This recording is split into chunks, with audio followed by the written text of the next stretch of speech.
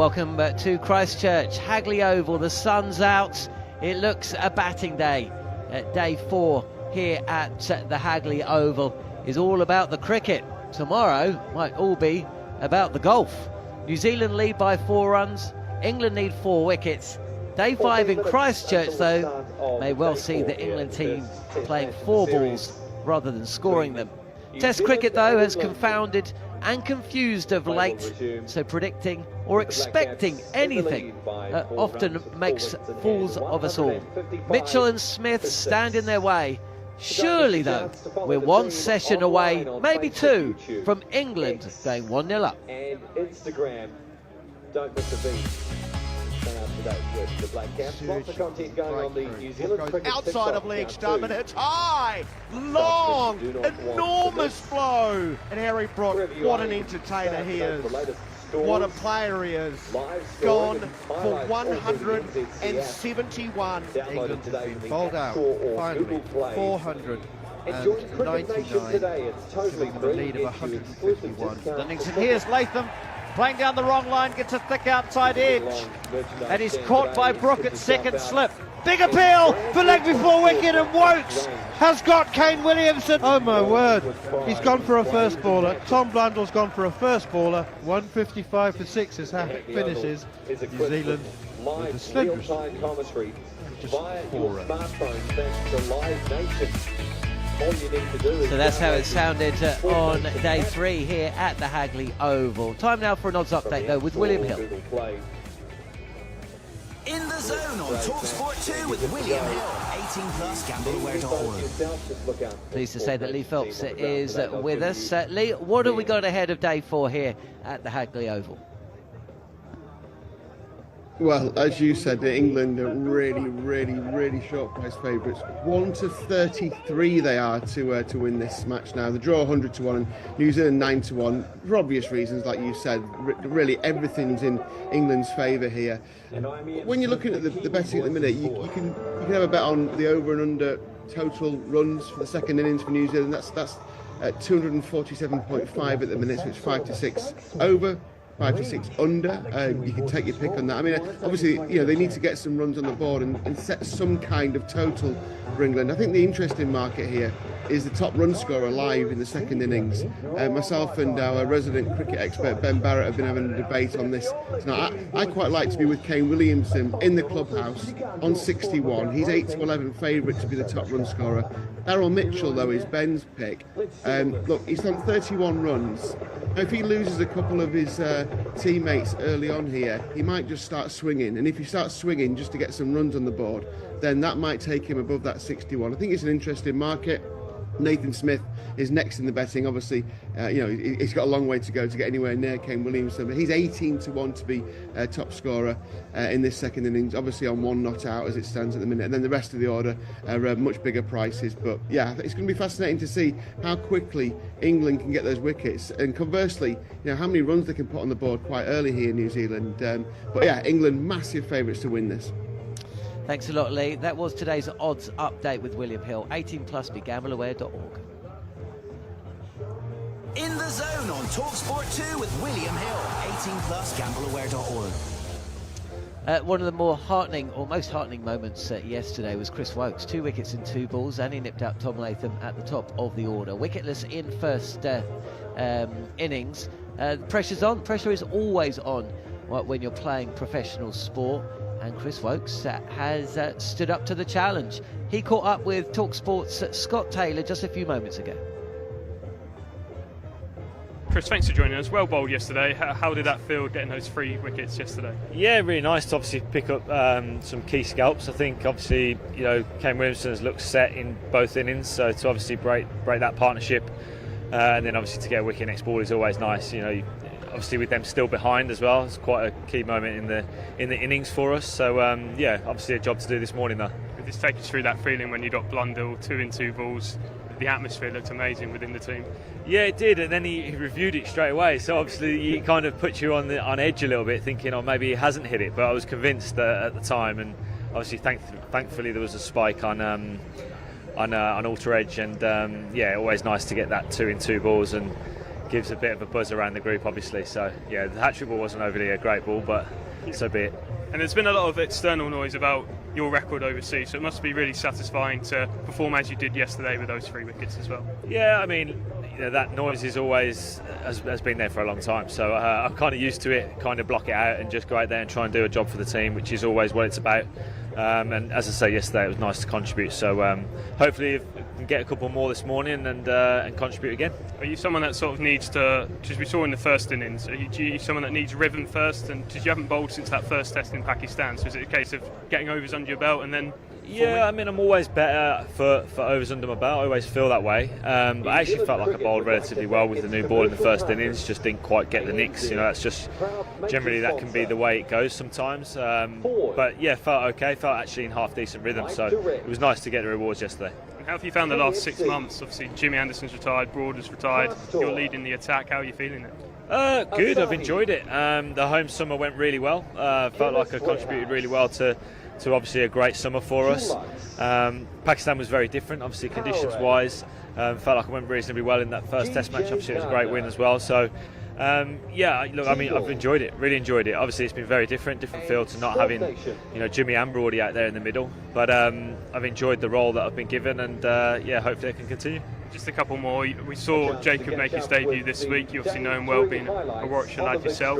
Just talk us through what he's been like and what he can bring to this Test side. Yeah, very relaxed young lad, really. An old head on young shoulders, doesn't let too much get to him, doesn't faze him too much. So, he's obviously had a busy few months with all sorts going on, and Test debut is just another string to his bow, and I'm sure there'll be many more that we see of Jacob Bethel. He just seems to just take everything in his stride. So, yeah, I'm sure we'll see much more of him. Just finally, on a lighter note, Mark Wood's not here on this tour. I heard a podcast with you where you spoke with Woody about his experiences of looking after Woody on this tour. Yeah. How relieved are you now to just focus on the cricket and not have to worry about babysitting? Yeah, I didn't have to babysit him in Pakistan either, so it was a nice break for me, a little bit of a breather. But no, he's always missed around the group. It's good to have him on tour, so it's a shame he's not with us, but I'm sure he's keeping himself busy back home. Good luck today. Cheers, mate. It's Chris Vokes speaking with Scott Taylor, Steve Harmison alongside myself, John Norman, in the commentary box here at Hagley Oval. It looks a picture, another good crowd in, and they'll be hoping for 2, maybe even 3 sessions of Test cricket. New Zealand are going to have to bat very well for that to happen, though. Chris Vokes has been Mark Wood's chaperone. I imagine you've found yourself in positions at times, and Mark Wood has been leaning on you for support. I don't know if you've ever flown with Mark Wood, but certainly you would have travelled around a little bit with him. No, not flown with him. I don't think. No, not flown with him. He chaperoned me a few times, especially when I'm 3 or 4 pints deep, and he's given me a lift home on more than one occasions on a Saturday or Sunday afternoon in Ashington. But he is, I think, along with Archer, what I think excites me about this group, because I've watched.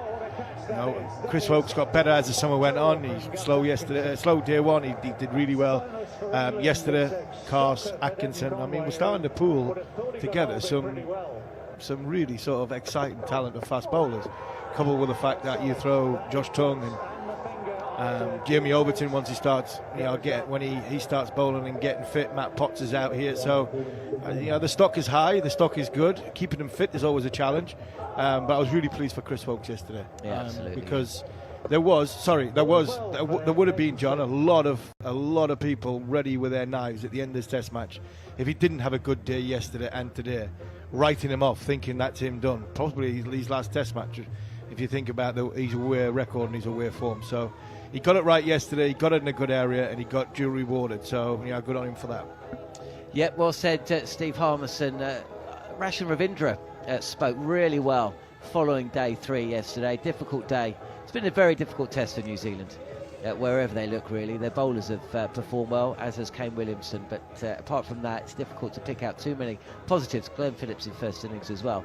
So fair play to Rashan Ravindra from fronting up yesterday. This morning it was a turn of the batting coach of New Zealand, one of just a handful of players who've represented both more than one international side. Luke Ronke, who played for New Zealand in the World Cup final in 2015 in Australia, spoke with TalkSport and also Sport Nation's Daniel McCarty. Luke Ronke out of the New Zealand coaching staff ahead of day number 4. Certainly not how you would have drawn it up. A slender lead, 4 wickets remaining. What chance are you giving yourself? It's a strange old game, this one. I guess that's what you're focusing in on. Exactly, that's the whole thing. That's what you've got to keep doing. You've got to keep believing, keep sort of sticking to your styles, your skill sets and back. And Daryl can do that. Nathan Smith has done that domestically. We've seen a bit of what he did last night. It's backing the bat in hand and making sure we stick to it. You've got the tricky notion of time too. So much time left in the game. So what is it? Is it occupying the crease or actually being assertive and trying to pick up as many runs as possible? You've still got to be assertive. You've still got to be positive in what you're doing. I think that's something. Well, it's one of the things we always talk about, having intent and how you want to do it, and also with who's at the crease, you understand that that's our best option. I think when you look at the guys after the 2 that are in at the moment, that if they're trying to bat time and not runs, then that sort of changes the landscape for them as well. So we just need to be positive. More broadly speaking, I think only Williamson and Ravindra have Test 100s this year. A little bit concerned with the output. There seems to be lots of starts, but no conversions, if you know what I mean. Yeah, no, I do get that. But again, we've been in India and places that have made it a little bit more challenging for batters. And then it comes back to, like, right, how are we going about out? Excuse me, it's the same chat, it's the process. It's going about our business the way we want to, and understanding situations and time of game and just putting the efforts out there. Every batter wants to make runs, every batter wants to make hundreds, and that's the natural reality of the whole situation. But again, we've got to keep trusting the fact that what we're doing, the guys train their butts off. They do all the work to make sure that they're in the best possible situation to go out there in their innings and make the runs they're gonna make. So we just keep believing and backing, and we know these guys are phenomenal cricketers, so we'll keep doing it. Yeah, so they are putting in the work. You've identified technical issues. It's about them believing in themselves. Yeah, well, it's just back it. They believe in themselves. It's just trusting their processes and know that, right, we do the work. And teams are going to bowl well. You're going to get out. That's the other part to it. But cricketers seem to think, right, I can't get out in a situation, or if I get out, it's this and that. But the amount of times people are not out, it's not that often. So it's like, just get that mindset out the way and just go out there and just back the stuff that you got. Back your skills, back your processes, back the work you're doing. And then hopefully, in the end of it, you get the outcome you want. But you can't, if you're outcome-based, then things aren't going to work out quite the way you want them to. The English plans that at times have gone short. Seems like you've looked to take them on straight away. Has that been by design? Again, it's each person's sort of own decision out there. I think you can see in the second innings, Daryl went the other way and he's still doing it nicely. So it's situational awareness of what's going on. It's batters understanding which way the wind is going as well and who's bowling. Hello. Best short ball plan, I guess, out of the English bowlers as well. So were you just checking that I'm alive? The guys are each making their own decisions around how they want to do it, and they're backing that. And that's all I think you can. I can't hear you, Jack. Stuff like we've been saying already. If you back it, you play it better, and that doesn't mean always playing a pull shot. You might be defending it, you might be ducking it, but it's just knowing that, right, the situation needs this of me right now, and hopefully you get the best outcome out of it. That was Luke Ronke talking to Sport Nation, Daniel McHardy. 155 for 6. Good morning and welcome if you're joining us for the first time. And it's an absolutely picture-perfect day in Christchurch at the Hagley Oval. England looking for 4 wickets as quickly as possible. I don't think they'll necessarily be in a rush, though. They're not going to try and force the process, just stick to the basics. Of course they're not going to stick to the basics. Ben Stokes is captain. They'll come up with something creative, something different, and in fact it is going to be Ben Stokes to bowl the first over of the morning. New Zealand leading by a mere 4 runs with Daryl Mitchell on 31 from 99 balls. Nathan Smith has a single from a dozen balls, and the home side hoping for a small cricketing miracle, you would think. Daryl Mitchell perhaps holds the key. Nathan Smith is an all-rounder, but after that it's Matt Henry, Tim Southey and Will O'Rourke, the bowlers, all of whom can hold a bat. There's no rabbits, but what a day, Steve Harmison. Not a cloud in the sky, beautiful warm sunshine, and not quite a capacity crowd, but an expectant one. Yeah, absolutely beautiful day. They're filtering in nicely here. It's probably about 90% full, but England captain's got ball in hand, looking to get the first wicket of the morning. From the Botanical Gardens end, down the leg side, very much a loosener from Ben Stokes. It was lacking direction and pace, to be perfectly fair. It definitely was a loosener. Got an interesting field. He's got 2 men out in the deep, fine leg and deep backward squares. Just what looks probably right on square. But he's kept the 3 slips. So I was going to say he's keeping the 3 slips in a gully, but he's not. He's just moving. Ben Duckett's going to leg slip from gully, making sure the man at square leg is in front of square now, because you can't have 3 men outside of square on leg side. Here is Stokes, straight and accurate and outside the off stump and edged, and Harry Brook diving to his right makes a good stop at second slip. Actually, he is the second slip. He's not at second slip. He's, I would say, third slip. Joe Root's in a conventional first slip position, maybe a little wider than normal. They are hedging their bets and spreading their options. Jacob Bethel is patrolling the covers.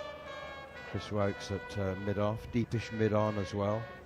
Deep square leg, as Harmy said, and Shoaib Bashir at long leg. Ben Duckett is at leg slip.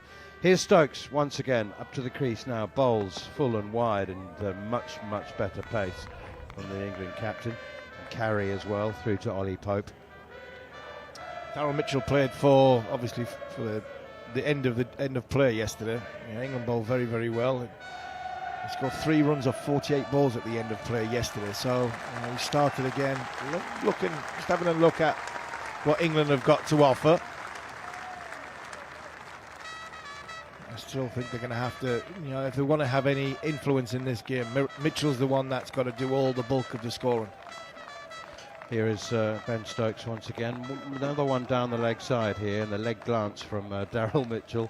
And the way Ben Stokes held his head in his hands and ran his fingers through his hair, the suggestion from that body language is that he's bowling leg stump on purpose. It makes me chuckle, because it's just conceivable if anybody in the world is doing that deliberately, it's him. We've got leg slip in play, and knowing that Daryl Mitchell's head falls over early in his innings, the England captain's looking to go for that LBW, but he's also looking that thin outside edge to Ben Duckett at slip.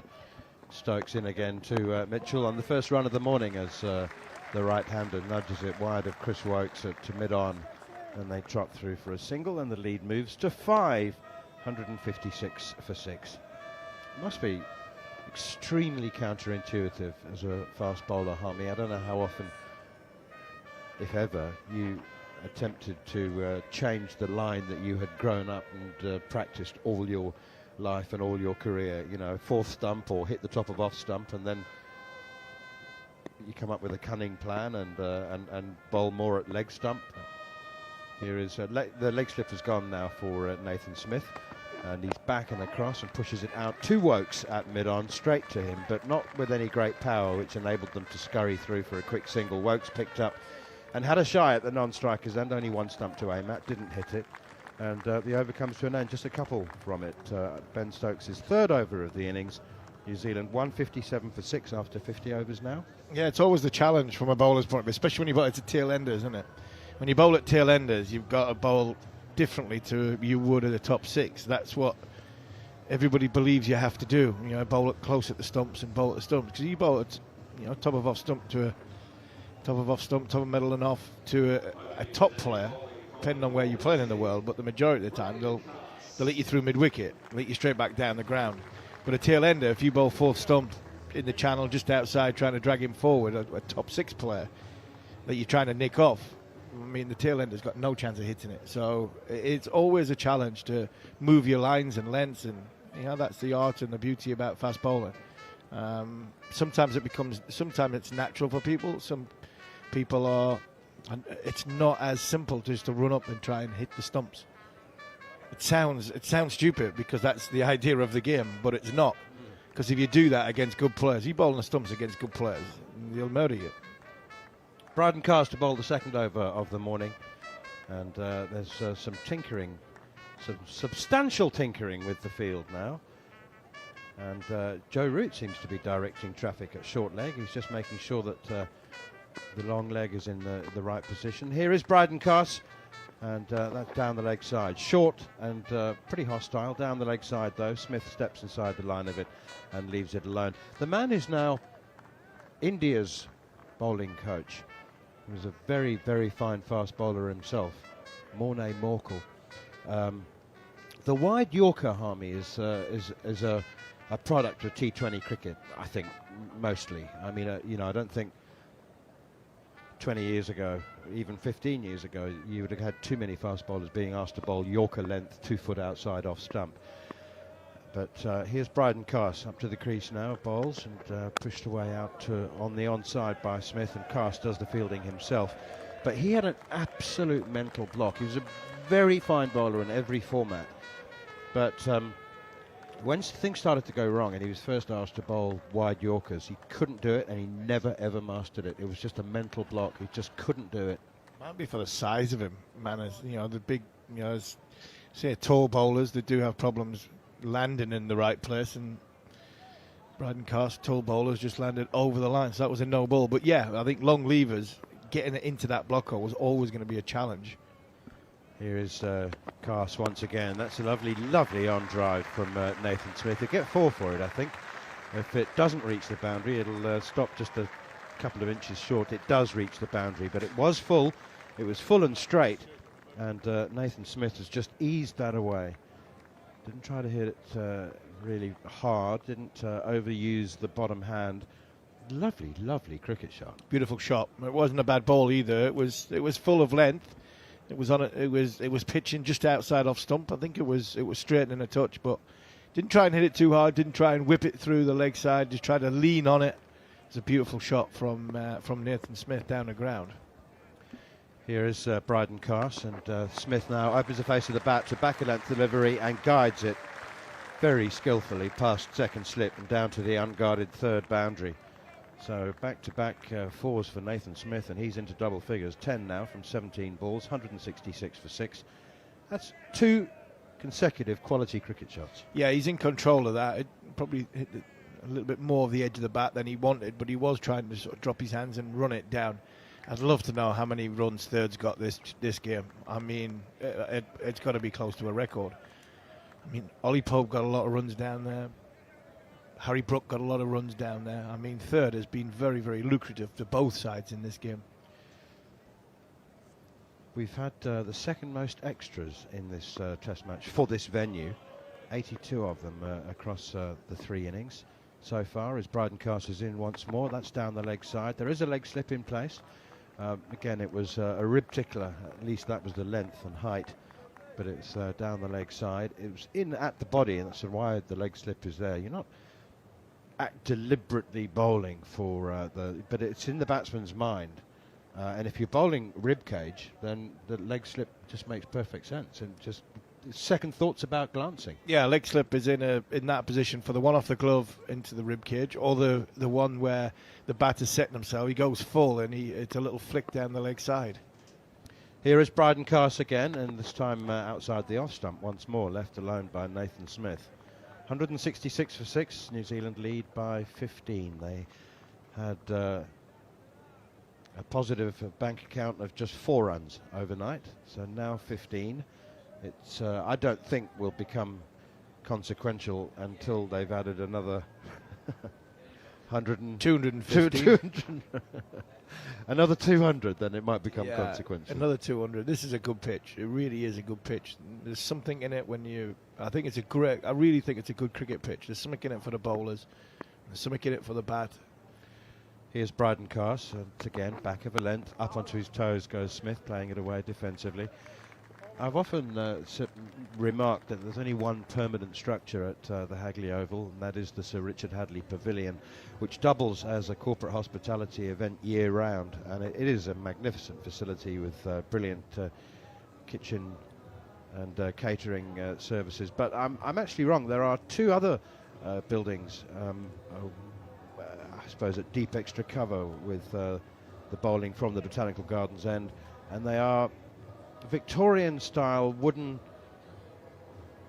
They're more than huts, aren't they? Yeah, not quite sheds, but cottages. Cottages. Yeah, a little bit. Do you know what the one on the left reminds me of, Manners? It's the ones in Barbados, the dressing room in Barbados, with the big veranda. Yes, balcony, the green one, dressing room in Barbados. That reminds me a hell of a lot like that. It's very colonial, I think, perhaps is the way. Here's Stokes, and edged, and it's gone between Root and Brook at, the 2 slips. Brook is maybe at fourth slip, Joe Root a wide first slip, so just enough of a gap there, and I'm not sure that Daryl Mitchell was in control of that, Harmy. Was he? That was a good ball. He's trying to keep it down. It wasn't edge. Just bounced on him. It's got a thicker outside edge, and he's just trying to keep it down. So it was well played. It was a good ball, a good area, and it was well played. The smaller of the two little wooden cottages belongs to the Canterbury Cricket Umpires and Scorers Association. Here is Stokes once again, and Mitchell comes forward playing defensively to a delivery on a line of about fourth stump.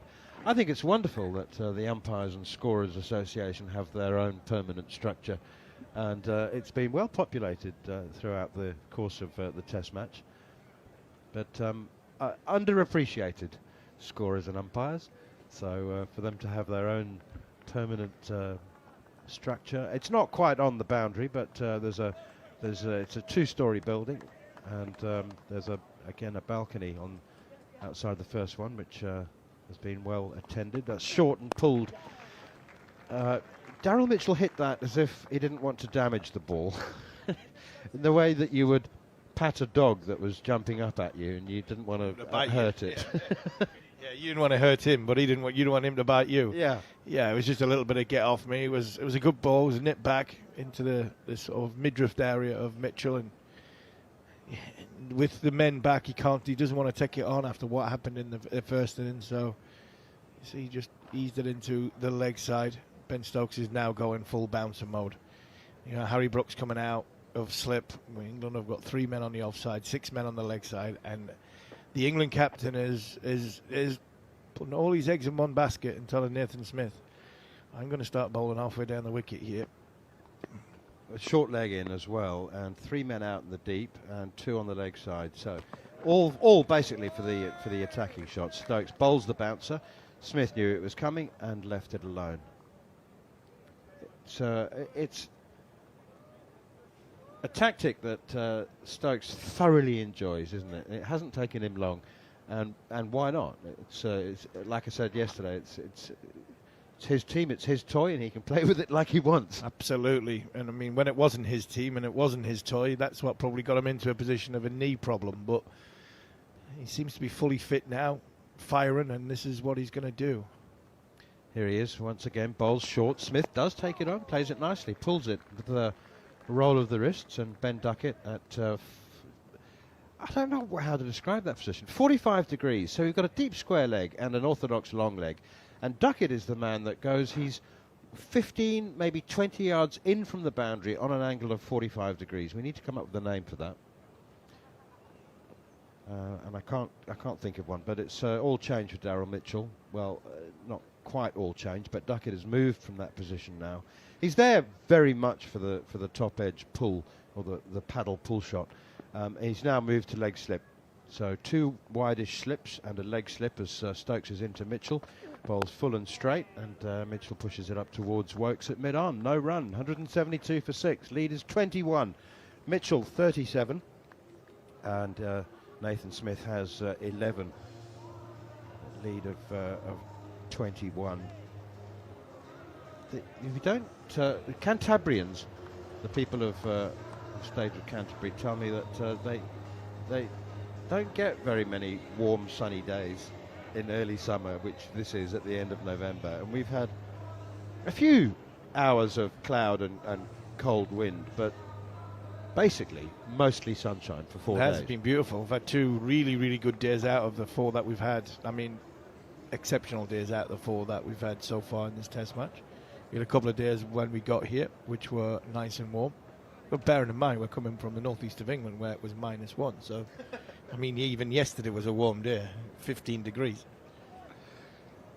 Bouncer mode for Bryden Cast 2 with a fly slip, a fine leg, a long leg, a deep square leg, and that's short and left alone, ignored completely by Nathan Smith. I wonder what Smith feels that about the fact that he is the subject of bouncer mode, but not Daryl Mitchell.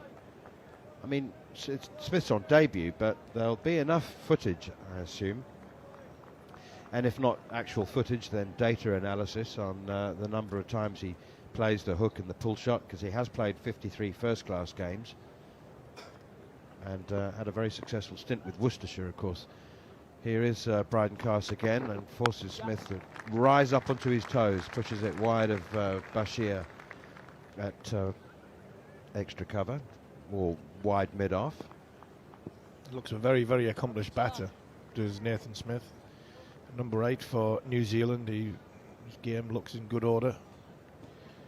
No moving parts, no big swish and flourish of the bat. Defensively, he looks quite strong. Technique's good. He's picked up length very, very quickly. See by the way he's ducking and swaying, and that one there didn't quite get up, so he stood up and played it into the offside for a single. And it's Bryden Carse once again running away from us, and that was very full. It looked like he was trying to bowl a straight Yorker, and it's pushed by Daryl Mitchell down towards the long on boundary. Chris Woakes will chase it and retrieve it, and they'll go through for 3. Big ground. More 3s run in this test match than in any other test match over the last couple of years. That's courtesy of the very long boundaries, square boundaries in particular. How many strips are there here? 3, 4, 5, 6, 7, 8, 9, 10, 11. 11 strips, I think. It's a big block, as they call them in New Zealand, or square, as we would say. Headquarters of Canterbury cricket. Here's Bryden Carse once more up to the crease, bowls, bouncer, and Nathan Smith ducks underneath it. He does look very, very organised, and he's batting at number 8, but everyone I've spoken to who's seen enough of him, Harmy, describes him as a genuine all-rounder, and it's not a long innings, but I think 25 balls you can see enough, as you've just said, to confirm that that status is not overstated. Yeah, he's probably in the mould of Chris Woakes. Probably not quite. I don't think he's quite as. We don't know if he's quite as good as Chris Woakes. We haven't seen that much of him. But for 25 balls, he looks like probably a number 7, number 8. Yeah. Round the wicket comes Bryden Carse now, and that's a very good delivery. Round the wicket, in at the rib cage. Joe Root at short leg. Nathan Smith had to play it, and he duly pushed it to Joe Root, who's quite deep at short leg, but it fell well short of him. I think he was in good control of that. Yeah, even the way he played that, I was going to say, the way he played that was, it looked as though it gave him the hurry up. I think I want to give a lot of top 6 batters the hurry up, but he played it very, very well. He got up on his toes and he managed to keep it down. Joe Root, former England captain, is deep, but he's there for the one that just loops up. It just gets a bit too big on the batter. Here's Bryden Carse, another bouncer. Nathan Smith is expecting it. It's the bouncer field, it's the bouncer plot, and he played it well, ducked underneath it. Are you able to choose, Harmy, when you reach England and you're selected for the first time, are you able to choose your shirts beyond the standard sizes, large, extra large, whatever? Can you ask for specific things like extra long? Yeah, you can. Extra long lengths in on the body or on the sleeve. Some people like shorter sleeves. Some people like 3/4 sleeves. Graham Thorpe, the man who this series, the trophy's named after. Thorpe used to use the sort of the 3/4 sleeve. Marcus Trescothick used to like the sort of longer than the short sleeve, 3/4 sleeve for when he batted. Mine used to be a little bit longer in length. I used to have mine a little bit longer in length. So yeah, you can choose. Here is Ben Stokes continuing to Daryl Mitchell. Plays it defensively, back to the bowler, no run. Do you know why I asked the question? Because Bryden Carse, his shirt's always untucked. I've never known Bryden Carse ever, playing for Durham, playing for England, playing for anybody, have a shirt tucked in. Your shirt was often flapping out as well, but some bowlers, it's always tucked in. Yeah, some like it always tucked in. Goffey liked his tucked in. Goffey pulled his trousers right up. I mean, it wasn't a waist size for Darren, it was his chest size. Here comes Ben Stokes again, and this is pushed away off the back foot by Mitchell through mid-wicket. Another single, 177 for 6. And the other reason I ask is, why did you always make it look like your shirts didn't fit? You're always tugging at pulling, those I was shoulders. always pulling it up. Yeah, it was just I think it was like a nervous twitch, a nervous tick. That I like the baggy shirt. Yeah, I mean, my shirts now would probably still fit me. That's how. Yeah. And I'm 6 stone heavier than what I was when I was playing. So yeah, I used to like pulling the sleeve up, and I probably should have had like the shorter size. Well, the shorter sleeves. That's what I probably should have had. Here is Stokes again. Bouncer short, very short. Went through at head height. In fact, it didn't go through at head height, according to Rod Tucker, who's called it wide. That's why Smith left it. Yeah, I like the end of my career came very, very quickly. I went to Yorkshire and I can't remember who they were sponsored by, and it was the figure hugging shirts, the really tight ones. And I'd done a bit, I'd put a bit on since then. So, I mean, you might as well have just sprayed the sponsored logo onto my chest. It was like that. And I was like, right, that's it. I was playing with about 7 or 8 18-year-olds looking at him going, 2005 Ashes winner. He's an absolute joke. That was it, game over for me. Stokes in again. Round the wicket, Nathan Smith plays it nicely. Again, it was about chest height. Maybe just a little lower than that, and he pushed it away defensively on the onside. We mentioned Darren. We should wish him all the best. And Lahore Calanders, I think they're playing Hampshire today, or they've already played Hampshire, or one of the two. But did they win? Did they? Yeah, they won. So he gets off to a good start. Darren in the coaching capacity of Lahore Calanders, Global Super League. Stokes again around the wicket to Smith, and on the back foot, lots of space on the offside, and he's played it with some accomplishment off the back foot, punching it through the offside, runs through for 2. You can't remember the name of the competition, can you? Neither can I, by the way. No, I can't remember. I know it's in Guyana. Global Super League. Yeah, I got it. I've got it close then. I got it right. So it's first time for everything, Manners.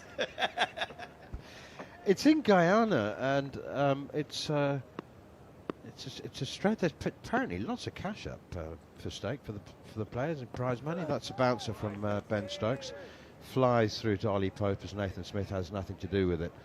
But it's just the latest in the endless sequence of T20 competitions. Do you know who qualifies, or is it by invitation? Hampshire are there. Hampshire are there. That's all I know, and I know Darren's there. That's about far as I've getting it. But a few messages off and telling me his team's there, so that's it. Stokes again, quick bouncer this time. He's warming up as Ben Stokes. Bowled a couple of deliveries at 137, 138. That was 136, and it was a no ball. It's a no ball for height, I think. It's a no ball for height. I think he's bowled his 2 for the over, and it's a no ball for height. Yeah, Rod Tucker went quickly. I'm assuming it's height. He's pointing at his head, Rod Tucker. I'm assuming it's height because, yeah, it's not the front foot, it's height. All these 2 for the over. Is that why Ben Stokes is clucking and muttering? He's muttering because one of the ones that he got called for wasn't. Here's Stokes again, and this time it's not a bouncer, but it is about somewhere between waist and chest height, and it's played very nicely by Nathan Smith. Tucks it away for a single through the leg side. 54 overs gone now, 182 for 6. New Zealand so far unscathed in the morning. They lead by 31 more from Steve Harmison, and then it'll be John Norman. Yeah, 27 runs in the first 20 minutes of the morning session. Very good from New Zealand. Been selective on how they've gone about their job. A few thicker, controlled outside edges down to the third boundary, but Nathan Smith, New Zealand's number 8, really does look an accomplished player with the bat. England have gone predominantly bouncer route. Stokes and Carse have bowled well. They have. They've been on the money, but for New Zealand, they've been excellent as well. Carse is going to continue from the Port Hills end, and it's Nathan Smith who confidently and comfortably pitches his ball up to mid-off. He came through for a single, but Mitchell was alert to the fact that Bashir still had some distance to travel to stop the ball, so called Smith through for a second. 184 for 6 then here on TalkSport 2 and on the TalkSport Cricket YouTube channel. Myself, John Norman, alongside the former England fast bowler Steve Harmison. New Zealand's lead at the start of the day was a boundary 4, and now it's moved along to 33 as Carse comes in again, and this is pushed again. Smith trying to get on the front foot, right in the bounce. There's 1, 2, 3, 4, 5 fielders on the leg side. So six is there? There's fine leg, short leg. There's 3 on the onside. Square leg, long leg, deep square leg. Yeah, there's 2 in the deep down at fine leg, and then there's 3 in a line. You're right. Across 6. the pitch. So plenty of space on the offside. Nobody out on the boundary. Just in front of us to the left here in our commentary boxes. Cast goes around the wicket this time to Smith, straightens up a touch, and this is played back to the bowler who fields. I imagine that whatever happens here, well, unless New Zealand win, there will be some what-if moments, but when you look at the conditions here, a ball that's 54 overs old is not, I'm not exaggerating, Harmy, there isn't a cloud in the sky. Can't see a single cloud. Not one. Another, not quite full house, but a really decent crowd here. Now imagine New Zealand will be thinking, what if only. Cast again.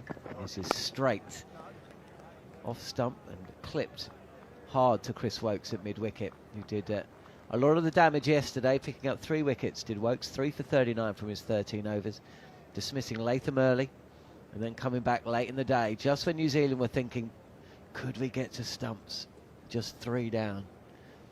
You know, if they did, Williamson and Mitchell, if they were still there at stumps, we'd have a completely different game from the one that we have now. And I think New Zealand, drop catches included, of course, but with bat in hand, they will look back and think of a couple of errors. Short and ducked by Smith. But these two, Smith and Mitchell, would have gone to sleep last night dreaming of glory. Yeah, dreaming of a 50 partnership to turn into a 100 partnership, to try and take the game deep into this, 4th day. So far they've gone well. England have gone with a short ball. I mean, the ball's soft. In the middle of the pitch, there's not much in it for the bowlers. It's not coming off as quickly as it was, I think, yesterday. I think it's dying a little bit. Carson Stokes are going down this route. I would imagine Woakes and Atkinson will change tact when they do come on and try and challenge the outside edge. Yeah, they're bowling some ugly overs at the moment, England, as Smith. Just for a second, with a short rising delivery, with a little bit of width, Smith considers unfurling the cut, trying to get the ball past Bashir, but in the end decides it's just not worth it. Not worth the risk, and lets this one go through. 55 overs bowled then. And Cass's speeds, which have been pretty consistent, pushing 140, continue into day 4 at Hagley Oval. We had some good news this morning, didn't we, Harmy? Listeners or viewers to the TalkSport YouTube channel or on TalkSport 2 will probably know that we had a break-in overnight between days 2 and 3 and lost a couple of cameras, but one of them turned up.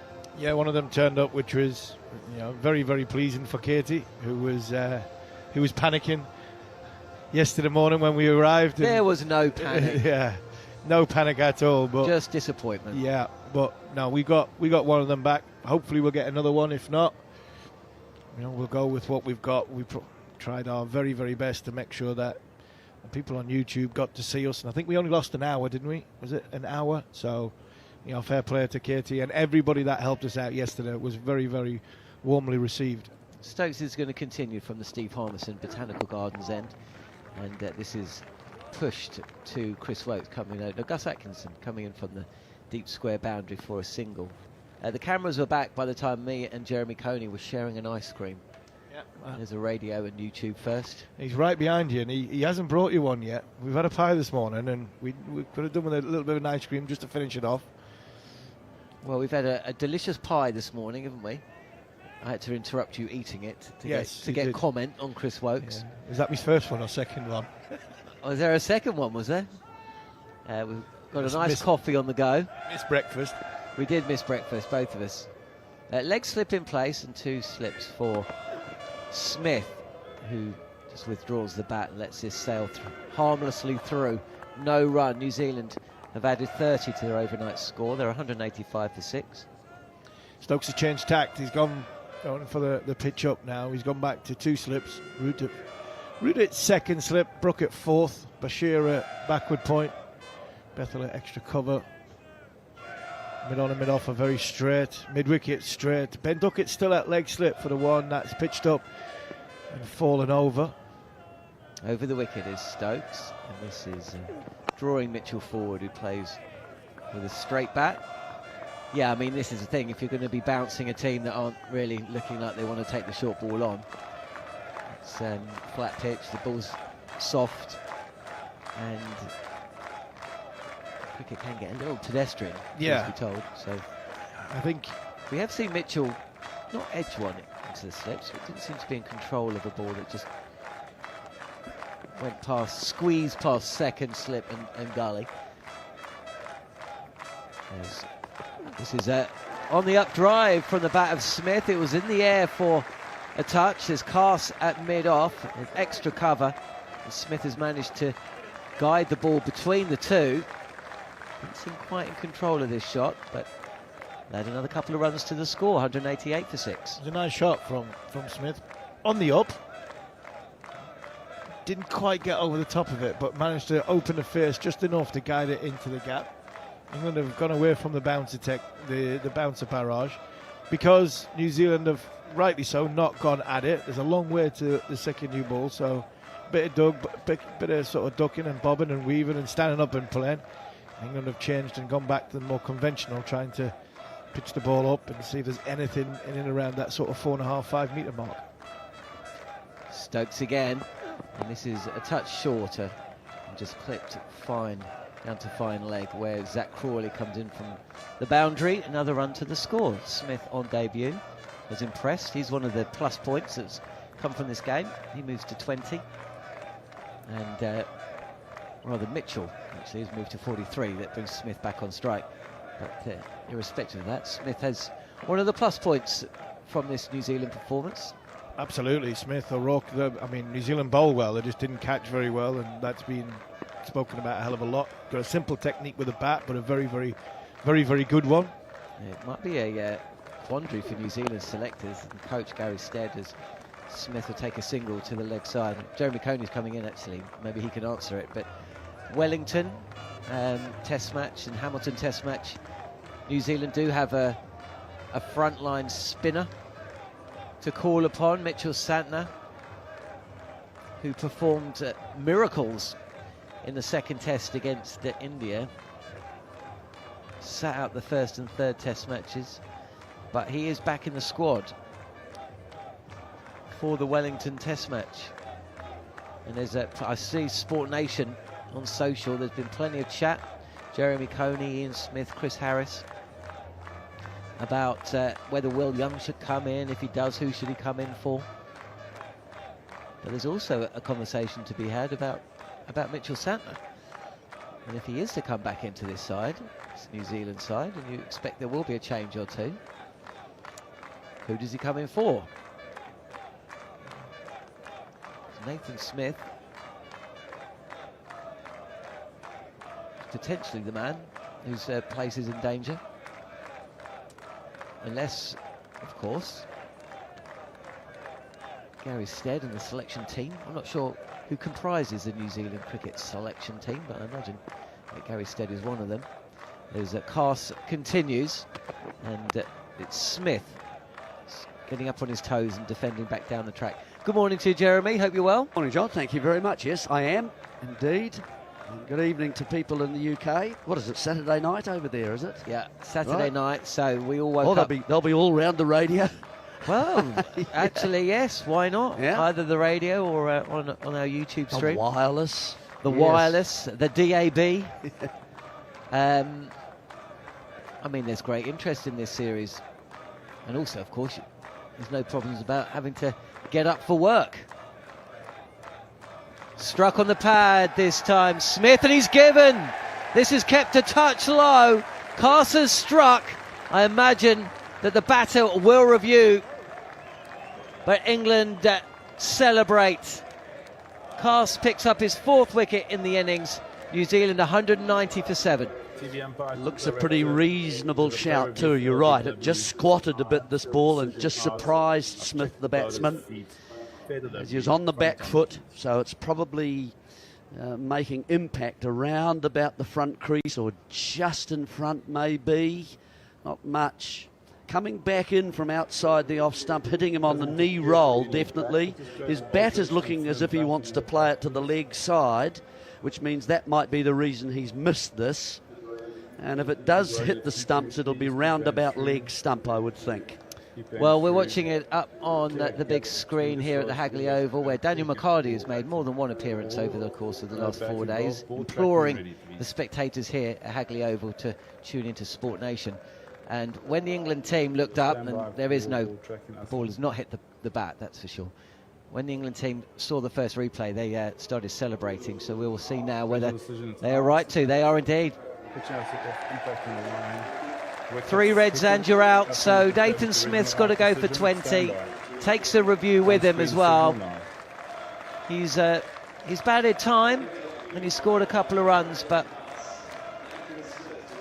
too much to ask of a guy coming in at, what, 8 and batting on debut to turn around the fortunes of a New Zealand side that really has shot itself in the foot repeatedly over the last couple of days. Yeah, I'm sure. I mean, looking at this, that's the first one that's actually, if anything, has kept just a tad low and squatted, but it's generally, these look very good batting conditions, I'd have to say, out there today. The pitch itself looks pretty pristine.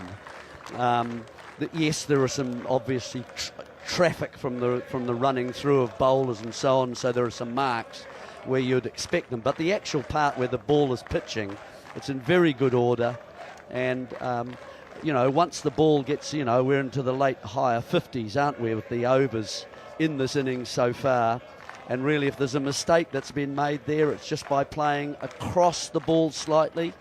And it's the difference in height, I think, that's created the chance there for England, and they claimed it. The ball carrying on and indicated that it was hitting the top of leg stump. Best bowling figures in a test match for Brydon Cast as well, 4 for 37. Playing in just his 3rd test match. Continues to impress, and what is also impressed is the way that Stokes has changed his tactics. They went short ball for 3 overs, maybe 4, and then realised that New Zealand weren't playing ball, so they changed things up. Brought the slips back in, started pitching it up, getting it across the batters, and on that occasion actually nipped into the right-handed Smith. So good tactics from the captain and backed up by the bowler, Cass, who is in, and Matt Henry, we know, strong on the cut. First ball, it's in the scoring area for the New Zealander, and he gets off the mark straight away. 191 for 7 then here on TalkSport 2, the TalkSport Cricket YouTube channel. New Zealand's lead has moved from 4 to 40, but they have lost the wicket of Nathan Smith. Yeah, and that brings the tail now very much into play as far as England are concerned. A lot of those batsmen who got out yesterday in the New Zealand order will be feeling, my crikey, I've missed an opportunity here. This pitch looks, if you could get in, this pitch looks to me at the moment, and with 30 overs to go, that kind of thing, when we started play today, good opportunity to get some runs. Yeah, I was wondering about the what-ifs within the New Zealand camp as Mitchell gets off strike with a running the ball square of the wicket. Down to backwards at deep square leg for a single. Will Mitchell change the way he goes about things while he's got Henry at the other end? I mean, they'll be mindful of the lead. They'll be thinking, well, 150, we're kind of in the game, but we've got to get there. No, 150, you're not in the game, are you? No. Not really. So I think really it's more like 300. You might have a bit of a sniff, but you know, I don't think so. I think that New Zealand are done here, to be honest. You're more like, I mean, Cass again, and he's targeting the pad of Matt Henry. Gets the bat down quickly and defends. 192 for 7. I mean, if Smith had got 70, if Mitchell could get 150, there's an optimistic kind of, you know, view. It's more realistic, I think, to think that it's just going to be quietly dismiss New Zealand today and then just knock off the runs, really. I think that's much more likely. Sadly, it's kind of felt like that ever since the catchers went down. You know, one innings game, you know, all to play for, but giving up 150 runs in the manner that New Zealand did, it just kind of felt like that at the start of play yesterday, even before those last 2 drops. Two slips in place.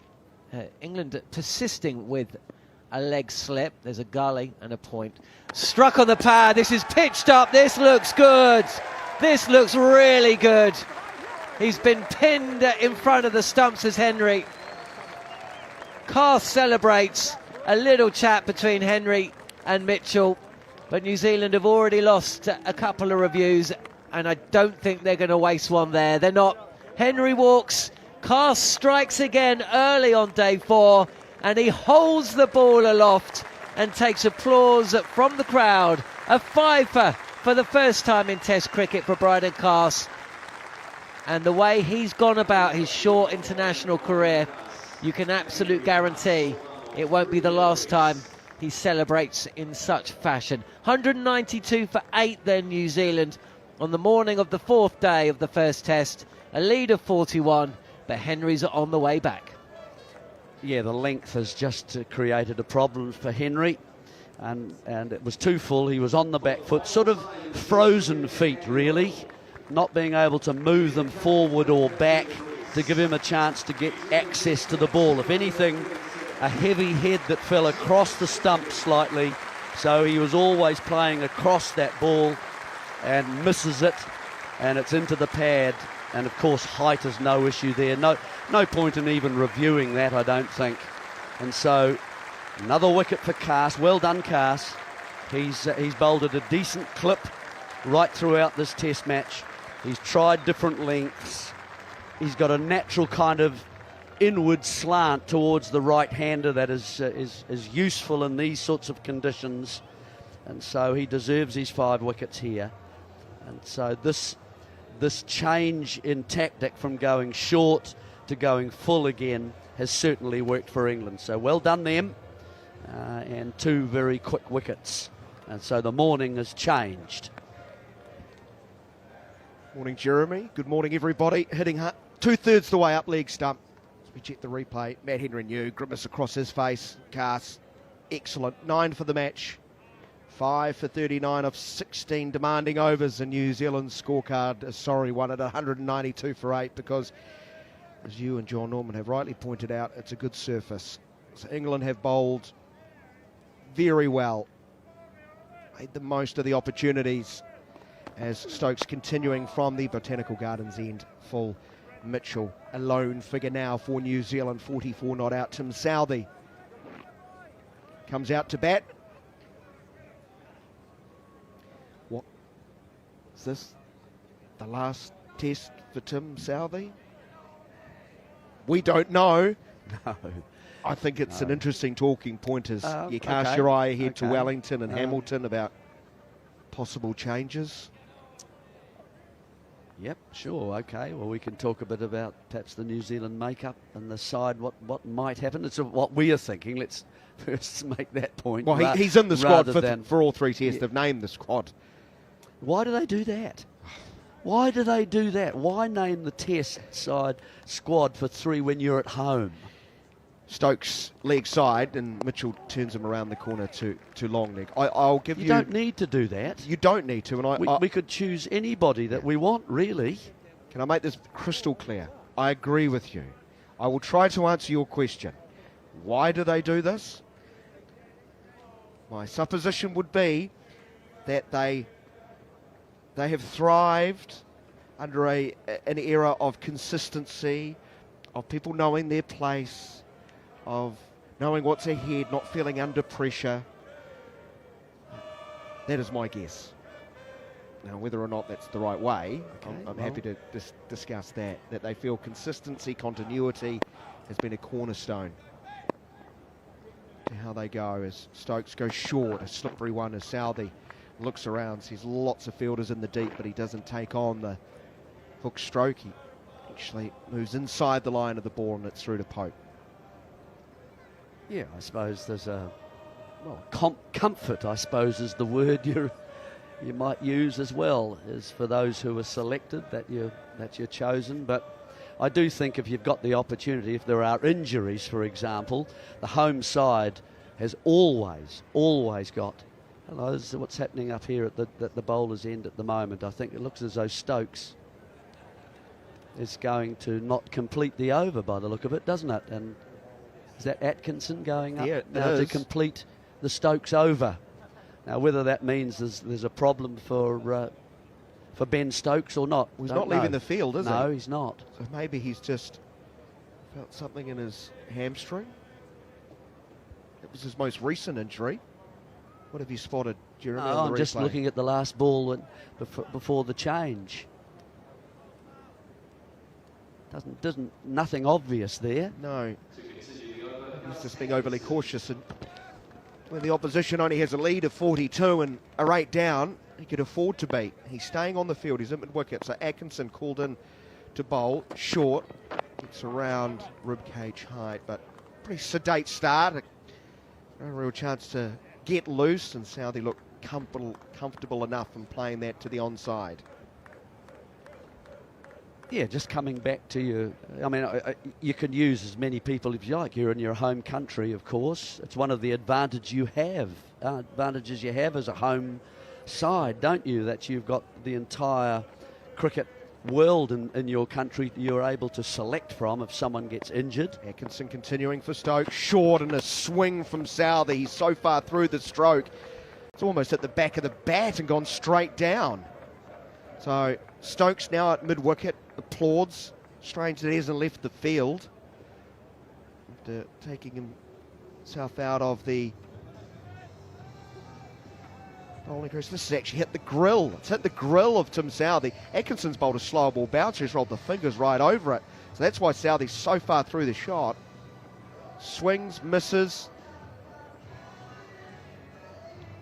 And a smile from Ben Stokes as he applauds.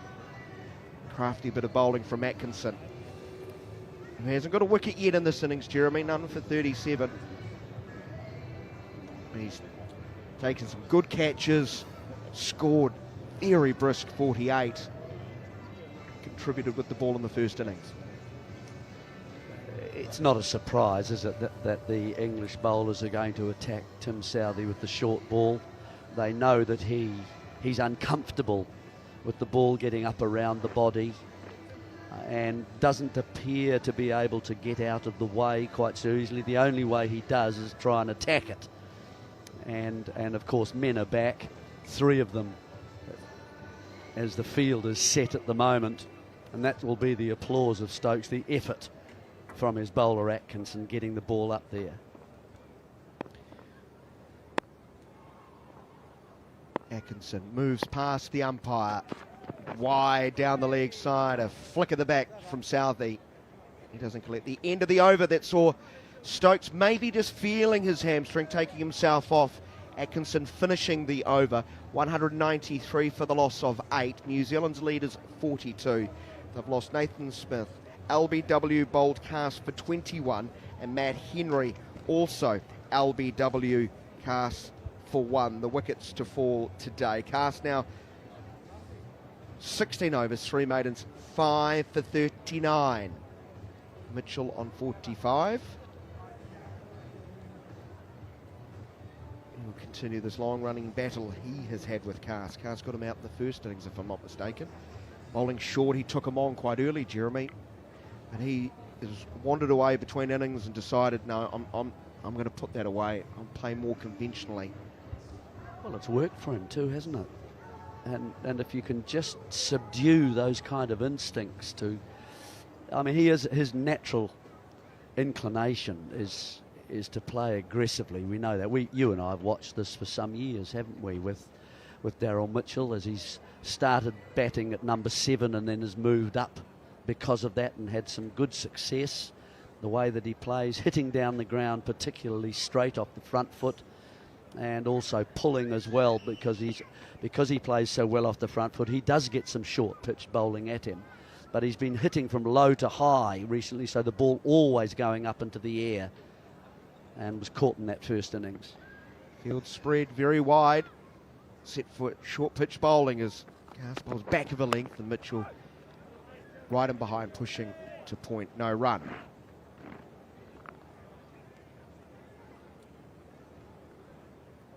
New Zealand got another 20 overs here if they want to bat. And if somehow Mitchell now has got to a point in the order with Southey at the other end, and then, you know, Rourke. He has to manipulate things pretty carefully here, because the bulk of the striking, if New Zealand are going to get anything like, you know, up to 100 and so on, he's going to have to negotiate that. Keep them away from the strike as much as possible. Cast away from us, moving up towards and past umpire Raza, bowling short down the leg side. That might be wide, is wide. Just got it wrong. It is a bouncy surface here. Margin of error reduced.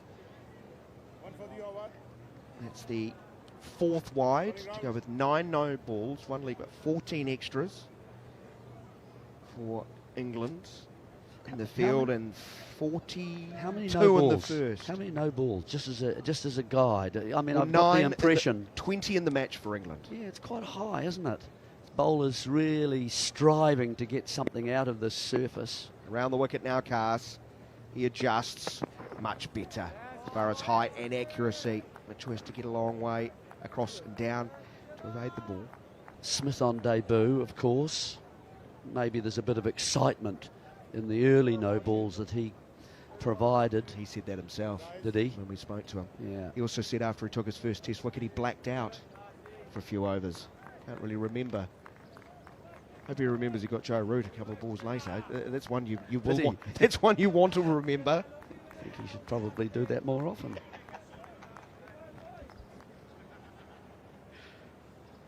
He was excitable. Fair enough too. Cast 5 for 40, looking for 6 in the innings and 10 in the match. Once more, Mitchell happy to get out of the way. Exchange of pleasantries and smiles between batter and bowler around mid-pitch as Cars holds his spot and Mitchell wanders down to do some gardening.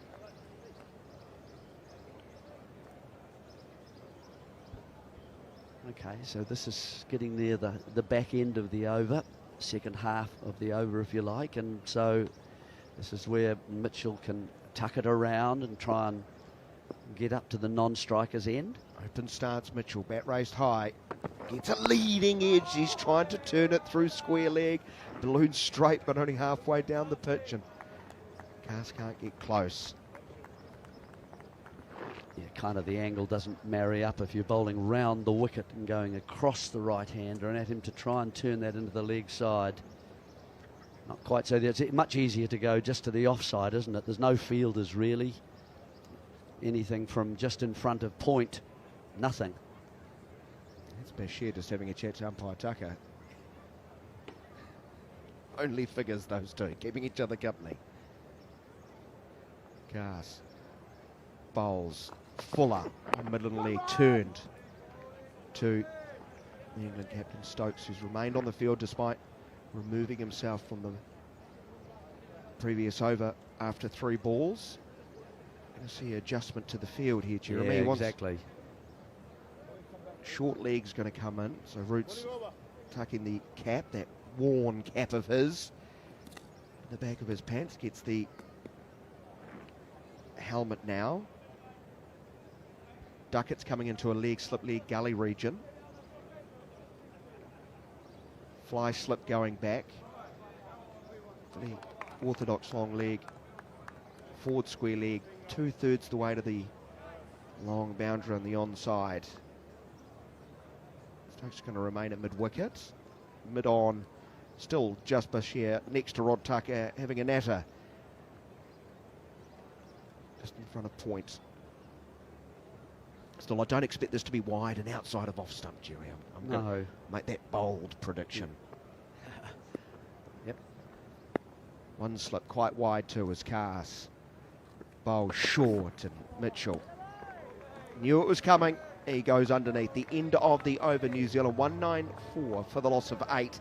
The lead is 43. Smith 21, Henry for 1. The men out today, both to Cars, who now has figures of 5 for 40 of 17, backing up the 4 wickets he took in the first innings, for 64 to be exact. You've got Latham, Mitchell, and cleaned up the tail, and Southey and O'Rourke. And this innings. He added Conway, Ravindra, Philip Smith, Henry. So they got them all. Tim Southee on strike. Will be Atkinson to continue. On a beautiful day from the Botanical Gardens end, short ball. Tim Southee swings wildly. Another slower ball, I think. He's tried to hit it out of the ground, hit the back of the bat and trickled behind the wicket, and Pope does the fielding. Now he's looking at the bottom of the bat, Jerry. Oh, they've got a nice cherry on the bottom. I don't think he's going to sway and avoid the ball and occupy the crease. So pay attention, the three men on the onside boundary. He's in another ugly heave. Left leg going out towards mid-wicket, trying to baseball it out of the ground. Another swing and a miss. Is that strike two? Yeah, that is. This is what we've seen from Southee, isn't it? Time and time again, as soon as he's uncomfortable. So the field deep mid wicket's is going going out. to change. That's Yeah, or bat gone. pad. Bat pad's come out. Yeah. So he joins the three men right on the boundary behind square. He goes in front of square this time. 3/4 at least. Atkinson. Yorker, that's gone under the bat. Miss leg stump. Great keeping from Pope. Southee did not read that at all. Really surprised. Full toss bounce. It's not out. What's going on here? It depends. He's hit it, but I think it's on the ground. Having a chat. No ball, guys. No ball. They're all did Square Leg go behind? I think he might have. Square Leg, who's now signing autographs, like actually the reflection on the glass. No ball, man. Yeah.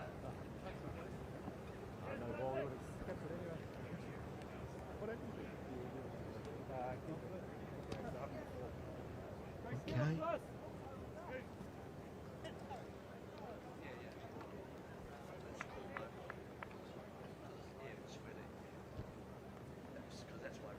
Confusion reigns in my mind. Jeremy Coney.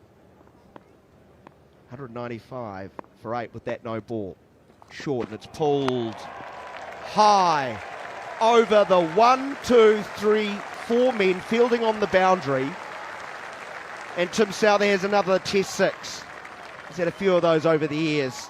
The 200 is up also for New Zealand. 201 for the loss of 8, and for the millionth time in our years covering Tim Southee. He's a good striker. Yeah, his instinct for hitting the ball is very strong. It's as if he could just stay at the crease a little longer as far as New Zealand are concerned.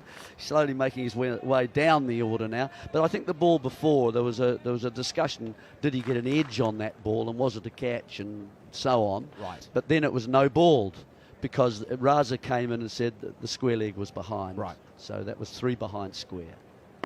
I hope that clears it up for you. Clear as mud. Yeah. Atkinson goes around the wicket. Bowl short. Southee goes right across. No, he doesn't. He pitches it up. I've even taken the bait. I was expecting that to be short. And he's targeted the stumps, and now Southee's actually clipped it away quite nicely. Straight to the field on the onside. Legs almost straddling the stumps. The right leg outside off, left leg outside. There he goes. And then just tucked it away on the onside. That's the way to go. Good eye. Good eye, you see. Natural good eye. Incredible. Watch the ball. That tends to help. 201 for 8. Atkinson. Short. Pulled high. Root back. Goes back. Sails over his head. 6 more to Tim Southee. 207 for 8. Southee 12 off 10. Dealing in 6s. Yeah, it's you don't really know what to say about this, basically. I mean, here's a short ball this time. Southee stays leg side of the ball, can use the full sort of the arms, if you like, as well to swing through the stroke. This one's a little bit closer to the boundary, landing over. Root was interested for a while, wasn't he, as he backpedalled. Just cleared it.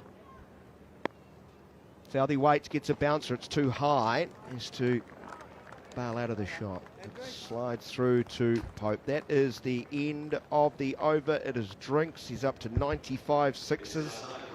Talked about whether or not we'll see him in the second and third test. Maybe he's going to complete the circle of life.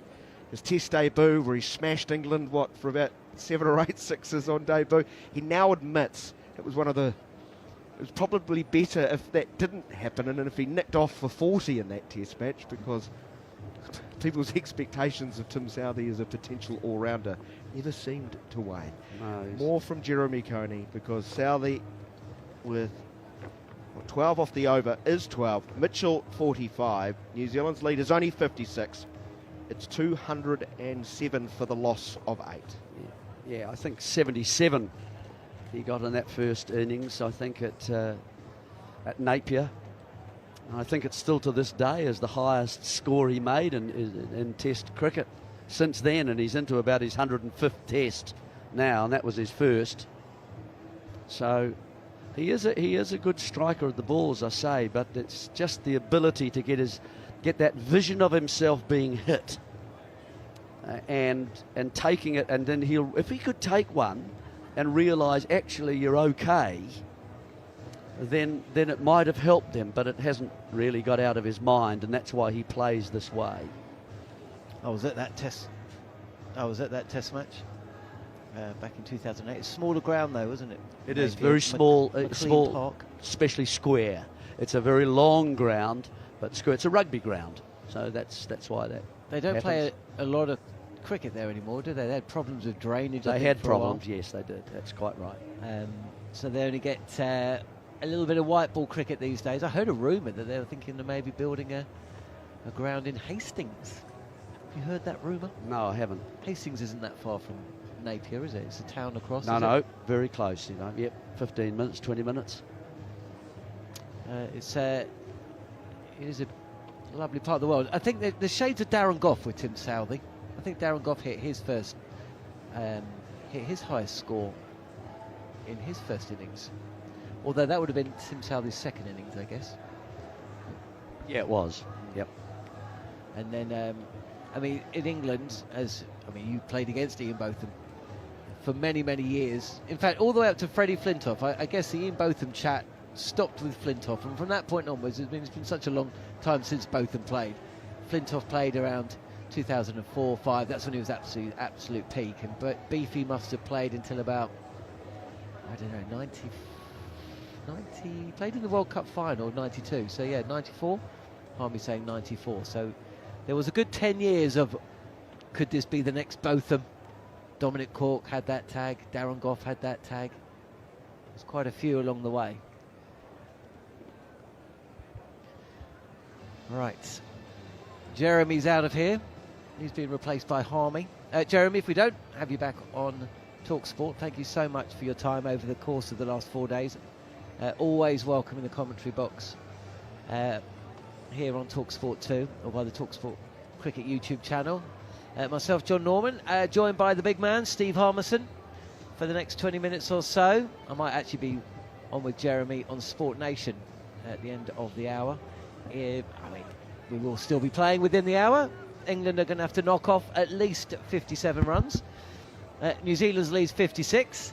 And the crowd that have turned up today, they wanted to be entertained. And for as long as Tim Southee's there, Steve Harmison, they're going to be, because it's quite clear he's not going to die wandering. No, he never has in his Test career. He's not going to die wandering. 95 sixes for Tim Southee now. He wasn't on the field when he had his first one. I'd been dropped, but I was in the stands, and he was destructive on his debut. He is good to watch. He is indeed, but it's Daryl Mitchell facing as Bryden Cast continues from the Port Hills end. He's bowled unchanged at this end, doesn't he, since the start of the morning. He's picked up both wickets to fall. This is down the leg side, and Mitchell tries to clip it fine, doesn't get bat on it, goes through to the keeper. There's a little chaps in Carson, Ollie Pope there. No, it's Daryl Mitchell. Bryden Carson and Daryl Mitchell are having a right ding-dong. It started yesterday, started last night, continued a little bit, and there was a little bit more animation. And I don't think they were asking about sort of drinks and where they're going after play today. There is a problem here between Carson and Mitchell. There was a little bit of a dislike. Stokes is still on the field, isn't he? I'm just trying to find him. Is he at square leg? Short, ducked. And again, a little stare between batter and bowler. England and Daryl Mitchell picking up from where they left off in February 2023, I think. Mitchell has got a terrific record against England, so he can just point to that. Averages, or came into this series with an average of 74 against England, and whilst he didn't score heavily in first innings, he hung around, and he's done the same thing again today and late last night. He's 45 not out as Carse comes in, and Mitchell on the front foot just pushes this to mid-on, no run. Yeah, he's been a thorn in England's side. He's got a lot of confidence in his own ability, as does Darren Mitchell. He's a very, very good sort of puller and hooker, and he's had to put that away, try and marshal New Zealand to some sort of respectability of a score for England to chase. He was out pulling in the first innings. England have bowled brilliantly at him. Brydon Carse has bowled excellent at him. Gone over the wicket this time. Yep, over the wicket to the right-handed Mitchell's left alone, lifting length delivery. And another little chat between Mitchell and Carse. Carse is still there, halfway down the track. Mitchell starts walking towards him. Carse now looks over his left shoulder. Two big men. And Mitchell will have Southey alongside him. Southey's not one to hold back either. He was having a little word with Ollie Pope in the last over. Yeah, it's not because Brydon Carse has got 5 for 40. Brydon Carse will go back hard, just as Mitchell's coming hard at him. Very fiery character is Carse, and he's not giving an inch either. 2 wickets remaining for England to take, and this is pitched up from Carse, driven to the left of the bowler, who puts in a despairing dive. Won't reach the boundary, just be a couple. No great timing, but Mitchell moves to 47 and the lead 58. Nowhere near enough to trouble England, you'd think. But whilst the heat of the contest might have been taken out of this clash yesterday, with New Zealand losing those 6 wickets before reaching stumps, still passion burning. And with 1 ball left of the over, it may be, as Brydon Carse decides to bowl round the wicket, that Daryl Mitchell is going to be given the choice to duck or hook. Yeah, I think he's going to be given a tempter. That's what he's going to be given. Tim Southey at the non-striker's end. England want to try and keep him down there. Carse has got 1 for the over, so I think he can bowl a bouncer of height. Men have come into the circle now, so it's inviting Mitchell if he wants to go at it. And here is Carse. It's dug in and Mitchell ducks.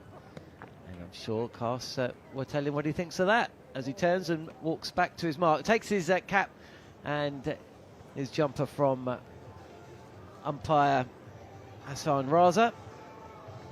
The 2 batters meet in the middle and have a little chat.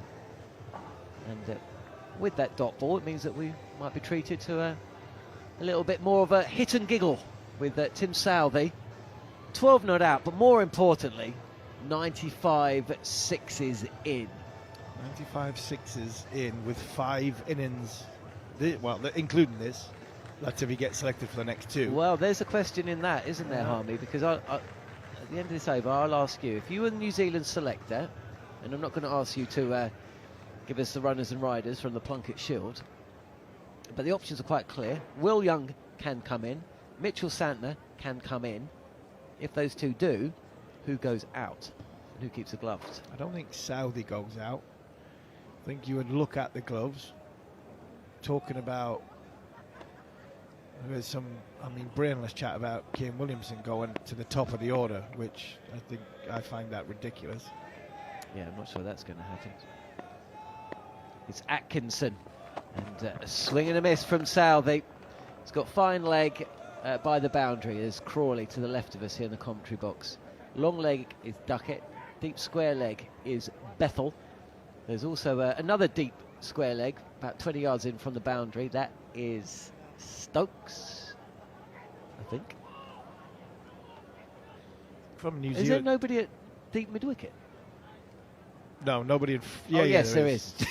I tell you what, Bethel. if they could stop signing autographs Joe just Root for a signing second. autographs, yeah. Joe Root is at mid-wicket, and this is dragged down, and Southey has skied this to Joe Root, who runs around from mid-wicket, fresh from signing a youngster's autograph, who will always be able to tell his friends that moments after the signature was put on the bat, Joe Root ran round to complete the catch, and Tim Southey has had to depart. 9 wickets down now, New Zealand.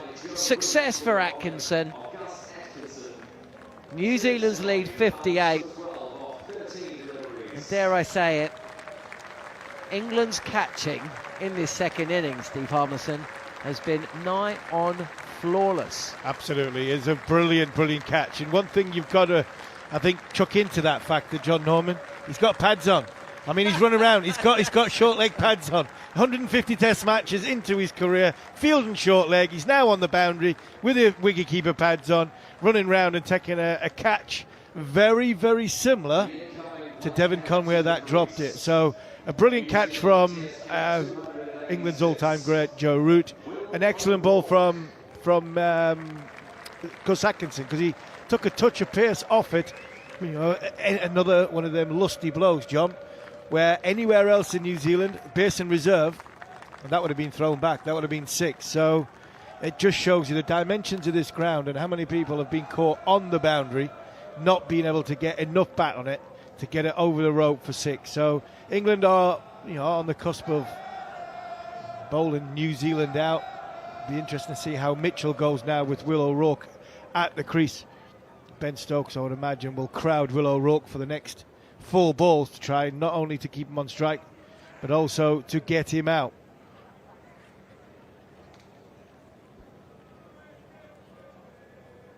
Oh, he nearly dropped it, didn't he? Went in the hands off the gut, back into the hands. That just typifies the contrasting fortunes between these two teams. One brilliantly taken slow-mo camera shot from the host broadcasters here. Joe Root sliding, pads on, fresh from signing his autograph on a little kid's bat, and he's basically diverted the ball onto his chest and back into his hands as Atkinson is in, and William O'Rourke just props forward, defends. Darren Mitchell at the other end, we were thinking, give us a chance to reach 50.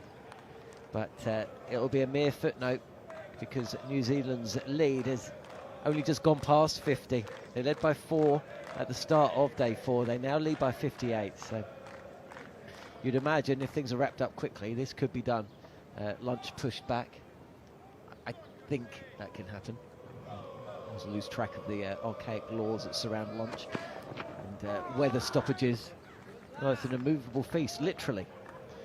Neil Manthorpe from the back of the box telling me this is dug in and down the leg side and ducked by O'Rourke. No run. 209 for 9 then. So we may well go past lunch. We'll see. Let's concentrate on what we know. Get your silent shout-outs via cricket_TS or on the TalkSport Cricket YouTube channel, where our producer Scott Taylor's becoming an internet sensation. He'll be signing autographs after play. This is a wild bouncer down the leg side by Gus Atkinson. I don't think there's a batter in the world that would have been able to lay bat on that, and Rod Tucker agrees, the umpire. He signals that a wide. Yeah, it was a wide. A belated shout out. David Griffiths, who used to play for Hampshire, I think, and Kent, played for Derbyshire.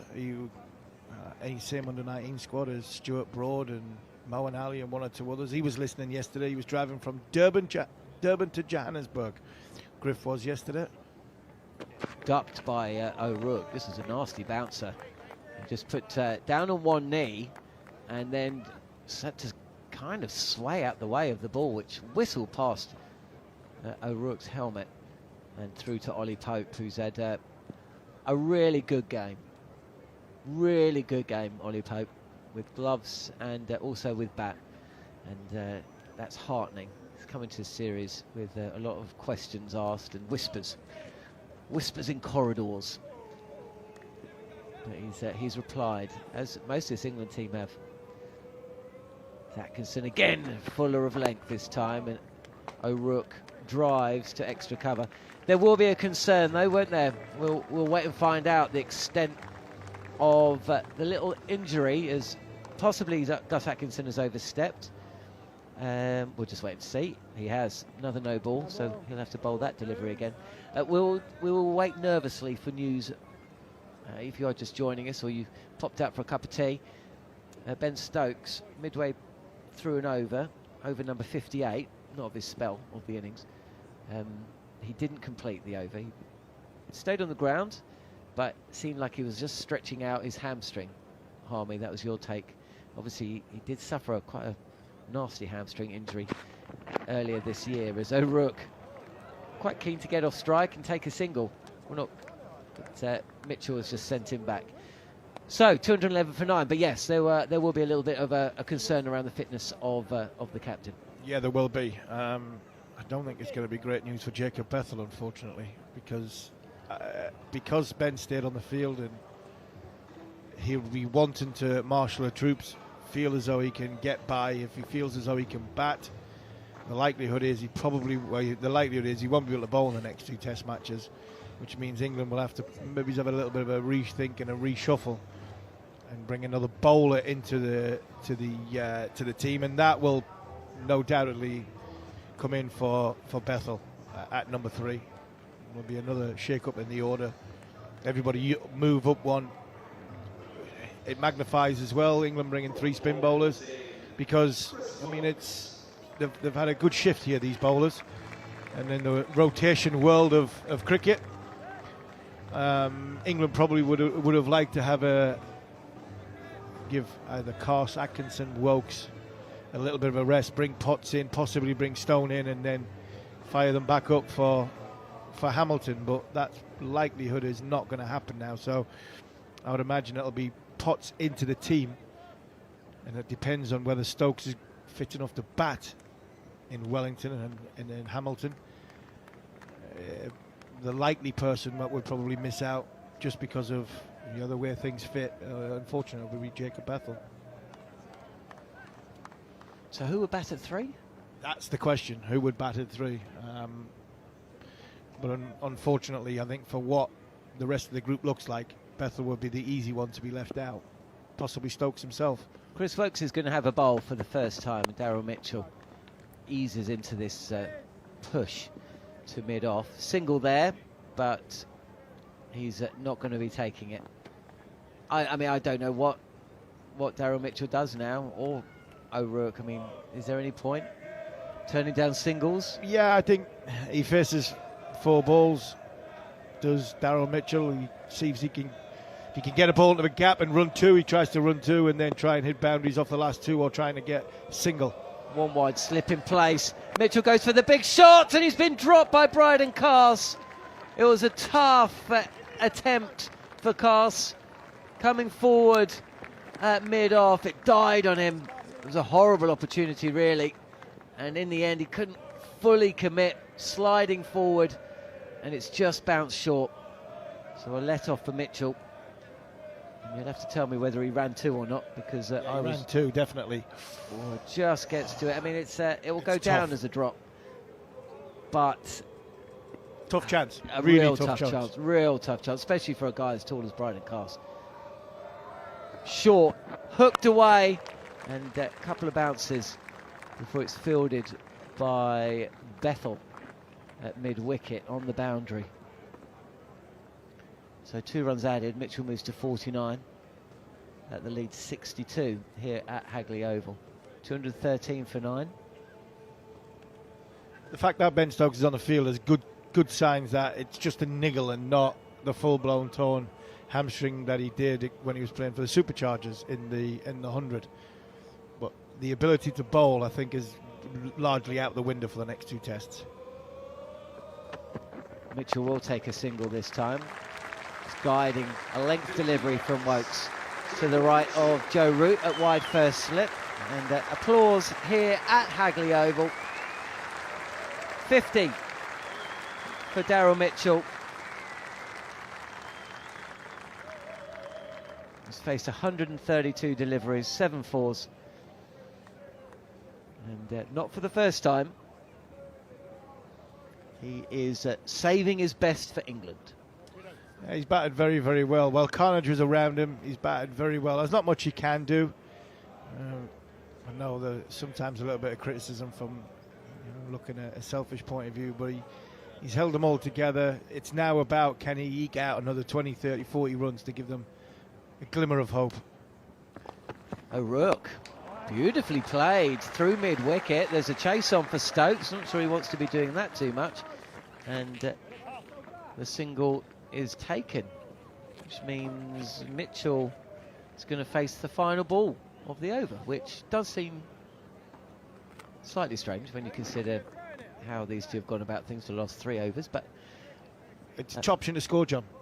I think that's what he's seeing. I think this is an option to score. He's good enough to potentially get a 1, or he can play the big shot. He'd be looking to try and play the big shot and hope that it doesn't get to the boundary, gets a 1 or gets a 3. Well, the fielders come in for Mitchell. They want to keep him on strike, but they will also give him a boundary. I was also more intrigued by how Ben Stokes chased that ball. Me too. He does seem to suggest it's not hamstring. Yeah, and he was just flexing his knee there.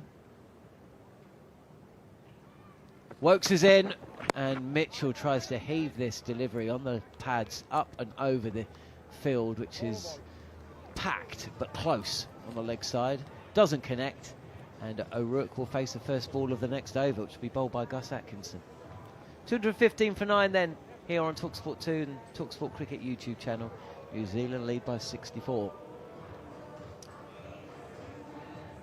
Interesting tactics from Mitchell there. I can see what he was trying to do. He's looking to get him to the last ball of the over. Can he get a chip over the infield, which would get him a minimum 1? If it goes for 4, then it's a boundary. It's New Zealand need to score runs. I don't think they've stand any chance of winning this Test match, but they stay in the process and stay with the game plan, which would be when the field does come in, Mitchell can either get, if he can't get the single, he's definitely got to get a boundary just to keep the scoreboard ticking over. Hello, Neil Manthorpe. Hello, Harmy. I was just having this conversation with former New Zealand all-rounder Chris Harris in the Sport Nation commentary box as well about Mitchell and how much attention do you pay in his situation to the apparent futility of the situation? Does he start to look after Tim Southee and Will O'Rourke in the hope that they can add 200 for the last 2 wickets? The lead is 64. He's got himself an unbeaten 50. Up into his toes goes O'Rourke, guiding it away behind square on the offside. There was I was going to say famous batsman, I'd say infamous would be better, who's earned himself the nickname Belgrade. And you obviously would know, Harmy, that it was a convoluted nickname, but a funny one, if you understood, because obviously it was named, it was named, it came from the football club Red Star Belgrade, because he was a big not-outer. That shortened hook shot once again played by Will O'Rourke, but makes no contact with it. It's taken behind by Ollie Pope, and there are batsmen at every level who enjoy a not out to improve their averages, and there are times when it is inappropriate to play for yourself and to not take any risks and not to try and take as much of the strike as you possibly can. Or actually whisper it. There are a few people that accuse Steve Waugh of not doing enough. He was keen to finish with a Test average of 50. Pushed away behind square on the offside, fielded by Shoaib Bashir. Anyone else come to mind? No, not really. Nasser Hussain accused Alex Stewart about looking to bat for a not out too when Brett Lee was bowling downwind at Perth again when I was at the other end. I mean, that wasn't pleasant at all. Me batting at that end and I just think Stewie was being, as you usually does, smart as anything. He didn't want to face Brett Lee as much as I didn't. I mean, it was exactly. He wasn't rockets. He didn't care about the not out. He was just looking after his health. As O'Rourke now plays defensively to Atkinson once again. New over begins from the Botanical Gardens end. Yeah, he was being sensible. Yeah, Alex Tudor was already in hospital. I think 1 or 2 more overs and I probably would have gotten there. Stewie was being calculated and as smart as he always is, and he thought the best way to play Brett Lee would be to stay down the non-striker's end. I think I would have done exactly the same as well if I had the skill level of the dude.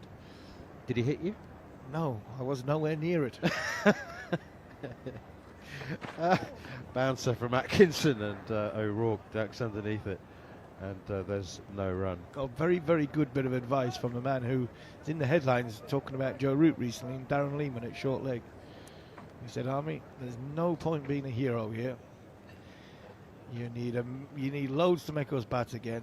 Look down, there's blood everywhere in between sand. Just get out the way of the stumps and let him hit them. No point being a hero. Best bit of advice I ever got off an Australian, that was. Did you heed it? Here is Atkinson again. It's down the leg side. No shot or no contact taken by Pope. Oh, I heeded it, I tell you, yeah. I was swinging and trying to stay in line, but deep down I was hoping and praying I was missing it, because it wasn't pleasant at all. Yeah, the hostility with which Brett Lee played the game, or bowled anyway, was in direct inverse contrast to the character he was on the other side of the boundary. Really one of the kindest, gentlest human beings ever played the game, but had the ability to inflict some serious physical damage. 64 overs gone, 215 for 9. New Zealand lead by 64. Don't think we're, well, I'm pretty certain that this game is not going to finish before lunch now, even if the last wicket falls immediately. We've got a 10-minute innings break, and then even Zach Crawley and Ben Duckett, I don't think are capable of scoring 65 in 20 minutes. Well, they probably are capable, but I don't think it'll happen. Here's Chris Woakes. Forward comes Daryl Mitchell playing defensively straight back down the track, and it's fielded by Woakes himself. Frankie Mackay is alongside me. She's taken the place of Steve Harmison. I just want to say a massive, massive thank you for your presence, Frankie, in our commentary box and being part of the team, but mostly for the weather. It's the most glorious day. Little ramp swat attempted here from Daryl Mitchell, and he's got it away. Well, finally he's going to break out of his largely defensive shell, and he's actually played that very nicely indeed. He's a good multi-format cricketer, and that's straight out of the T20 textbook, if there is such a thing. But he's he didn't get down on one knee. He was looking to play the ramp, and in the end he's had to play a sort of scoopy pull thing. Yeah, that description will work, won't it? A scoopy pull thing. Stood up while he was trying to get into position to ramp. Still 4. His Woakes driven down the ground by Mitchell. England are giving him a single, and he's taking them. Fair enough, I think.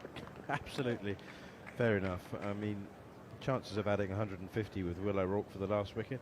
It's the third ball of the over, and what do you think, Frankie? I mean, there are times when batsmen, set specialist batsmen, should do more to keep the strike, should play more shots. But I think that really the overwhelming sort of futility of the situation with Tim Southee and Will O'Rourke, I think Daryl Mitchell's going about it in an eminently sensible way. Yeah, I think that's it. I think there's still the place to be watchful, and Daryl Mitchell looking for those boundary options throughout the over. 2 slips and a gully as O'Rourke plays defensively, pushing it to Duckett at mid-wicket, no run. And then there has to be some level of faith and confidence in your numbers 9, 10, 11 to be able to cope with that, and perhaps just with Chris Woakes, no disrespect to him, just a little bit less in pace, but perhaps Daryl Mitchell feels a little bit more confident that he's prepared to leave Will O'Rourke half an over to deal with instead of just one ball here and there. Here is Woakes running away from us from the Port Hills end, and O'Rourke pushes that straight back to him. There's no run. I thought that Will O'Rourke looked extremely organised and left the ball very well.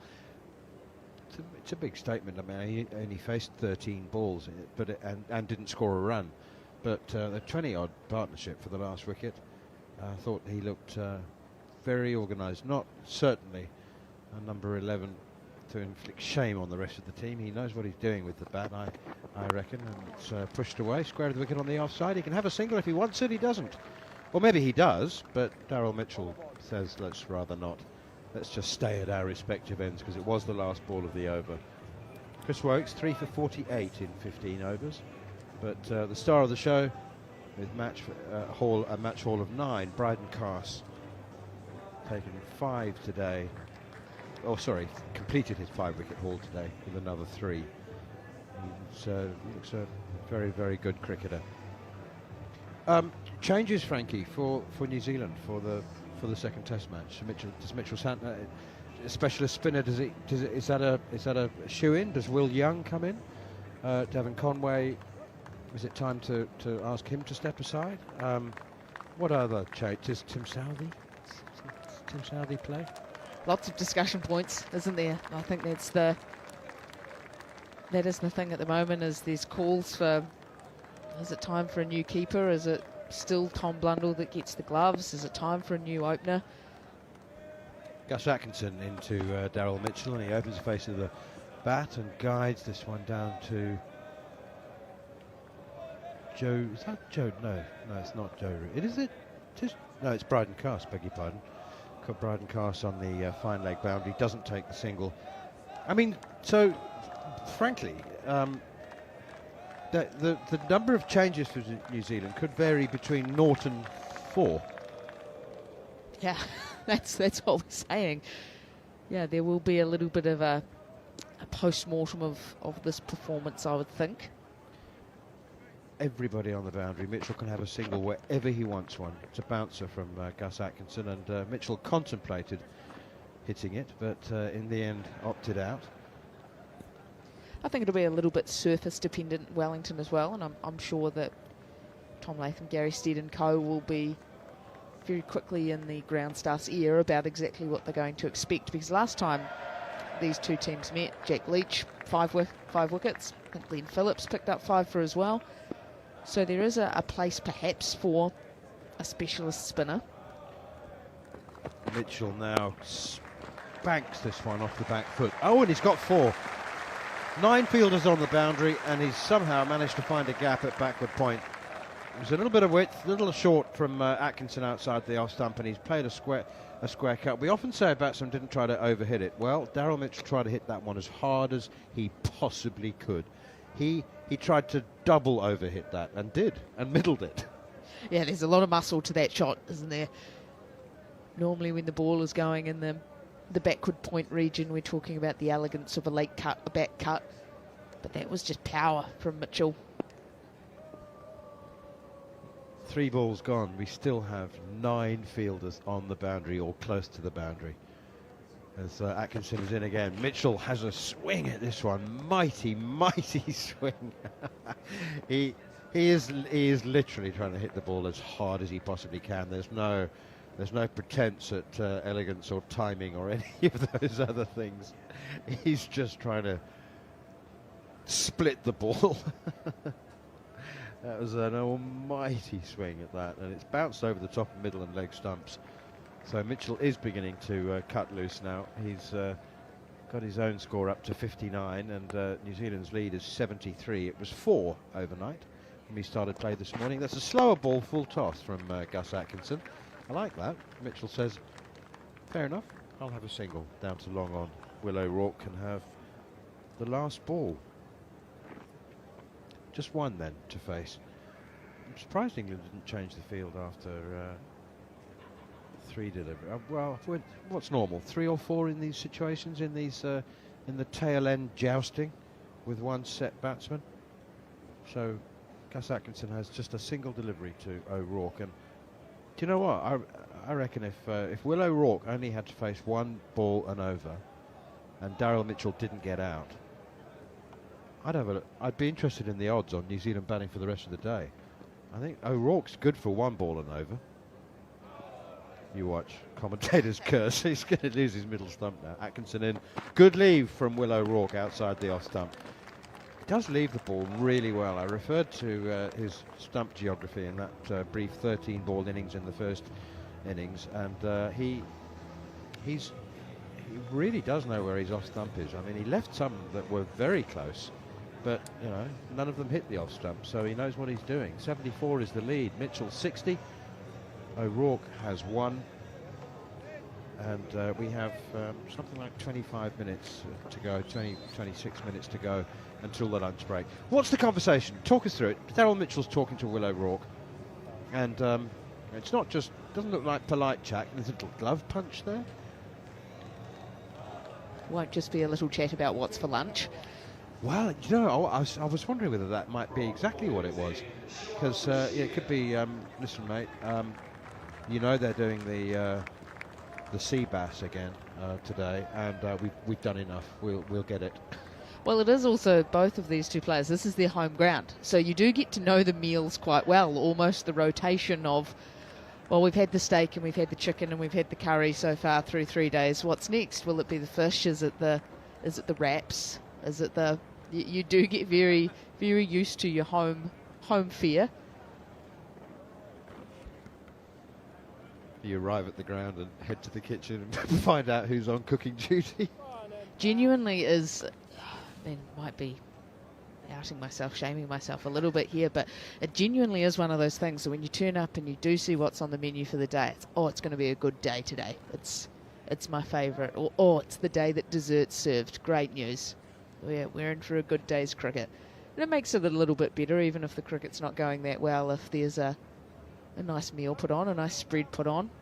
Dessert never makes anyone unhappy, does it? No.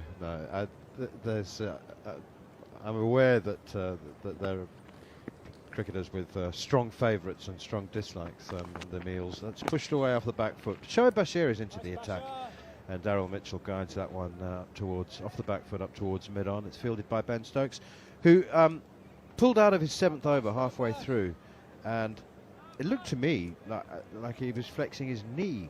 Steve Harmison thought it was hamstring, but he didn't complete the over, so it's obviously a precaution because he didn't leave the field. Reverse sweep now from Daryl Mitchell. He's hit it very, very well indeed, and he's taken the single because he wants to come back for the second.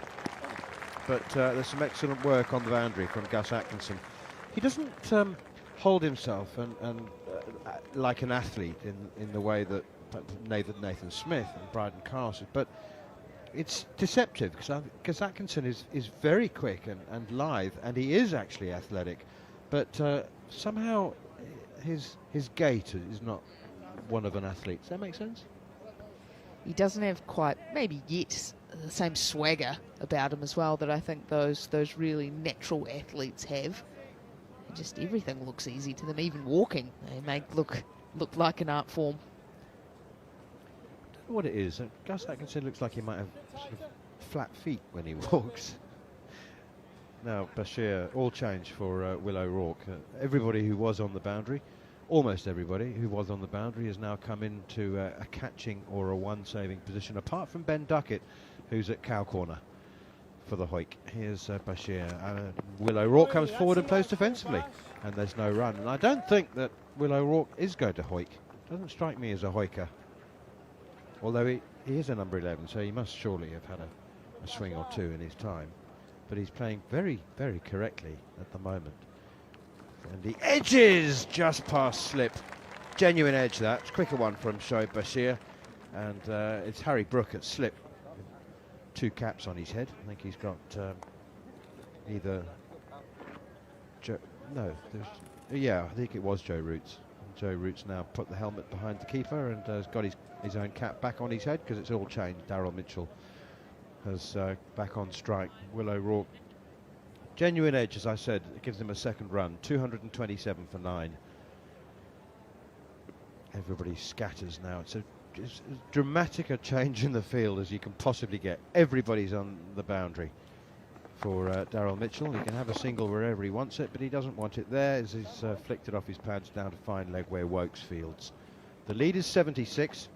Been an excellent day, a memorable day, perhaps a career-defining or a career-establishing one for Bryden Cast, completing a 5-wicket haul, 9 in the match for the South African-born fast bowler. Ben Stokes is tinkering and tweaking because there's 5 balls gone. Mitchell is on strike. He doesn't want him to take a single. Does Mitchell go over the top? Does he help himself to a boundary and leave Will O'Rourke to face a hole over? Or does he try and pierce the infield and grab a single? 3 saving 1 on the offside and 4 saving single on the leg side. So Bashir will be bowling full and straight, you would think. Reverse sweep from Mitchell, hits it very well and does pick up 4. He's an extremely proficient reverse sweeper, Daryl Mitchell. So well done, he's got 4.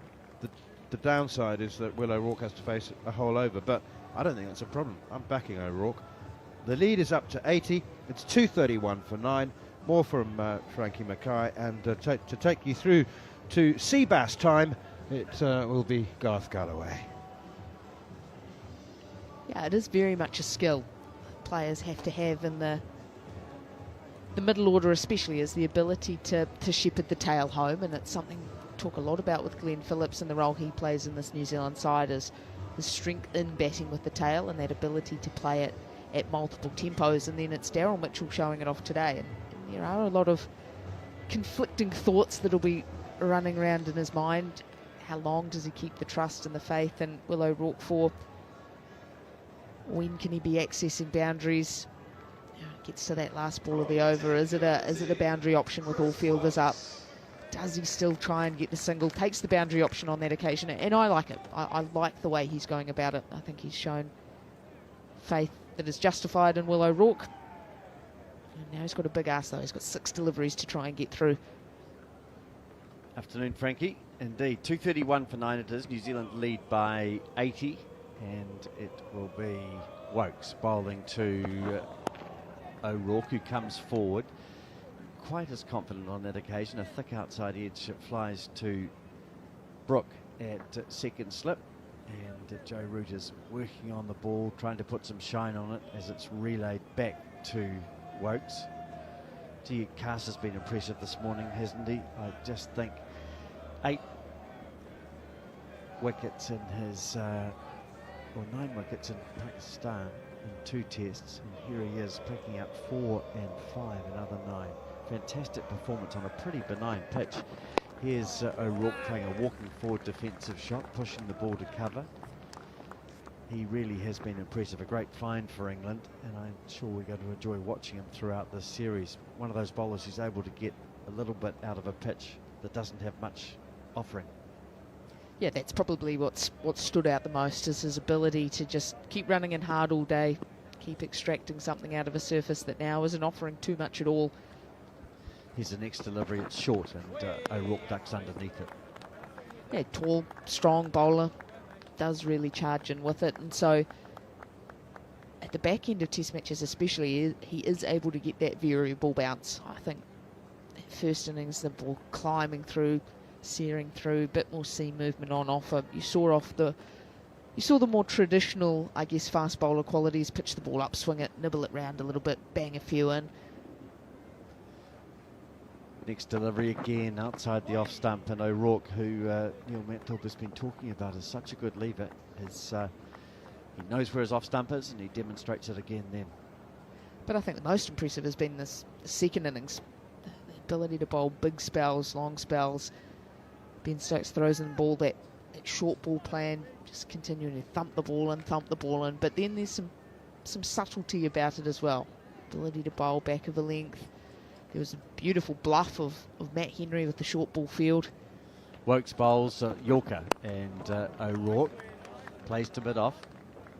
And so he hasn't just run in and thumped the ball in. It hasn't just been as one plan as that. Run in, bowl short, hope they hook it to the man on the boundary. Great. There's still been some subtlety within that, and that's what I've really enjoyed seeing from a guy who's still young in his Test match career. He's played less than a handful of tests, so to be able to be having those kind of performances and the little subtleties, the little nuances, they will stand him in good stead for a long career.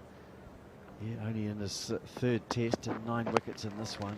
Came into here, so O'Rourke negotiates that last ball well. So just as Neil Manthorpe wins his bet with himself, O'Rourke gets through and negotiates the over well. 231 for 9.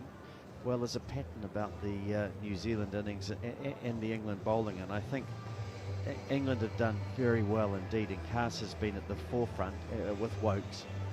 Just think the way that they bowled that short of a leg stuff, banged it into the pitch, and then we've seen just pitching the ball up a fraction further. Williamson, Phillips, Smith and Henry all out LBW. And we weren't seeing, with the exception of Henry really, the ball hasn't been pitched up a whole lot, just a fraction further. And those 3 batsmen, Williamson, Phillips and Smith, all caught back.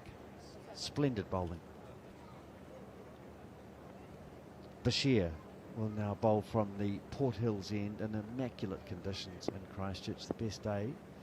Absolutely beautiful, about 24 degrees. He bowls to Mitchell, who plays him at the onside. No run.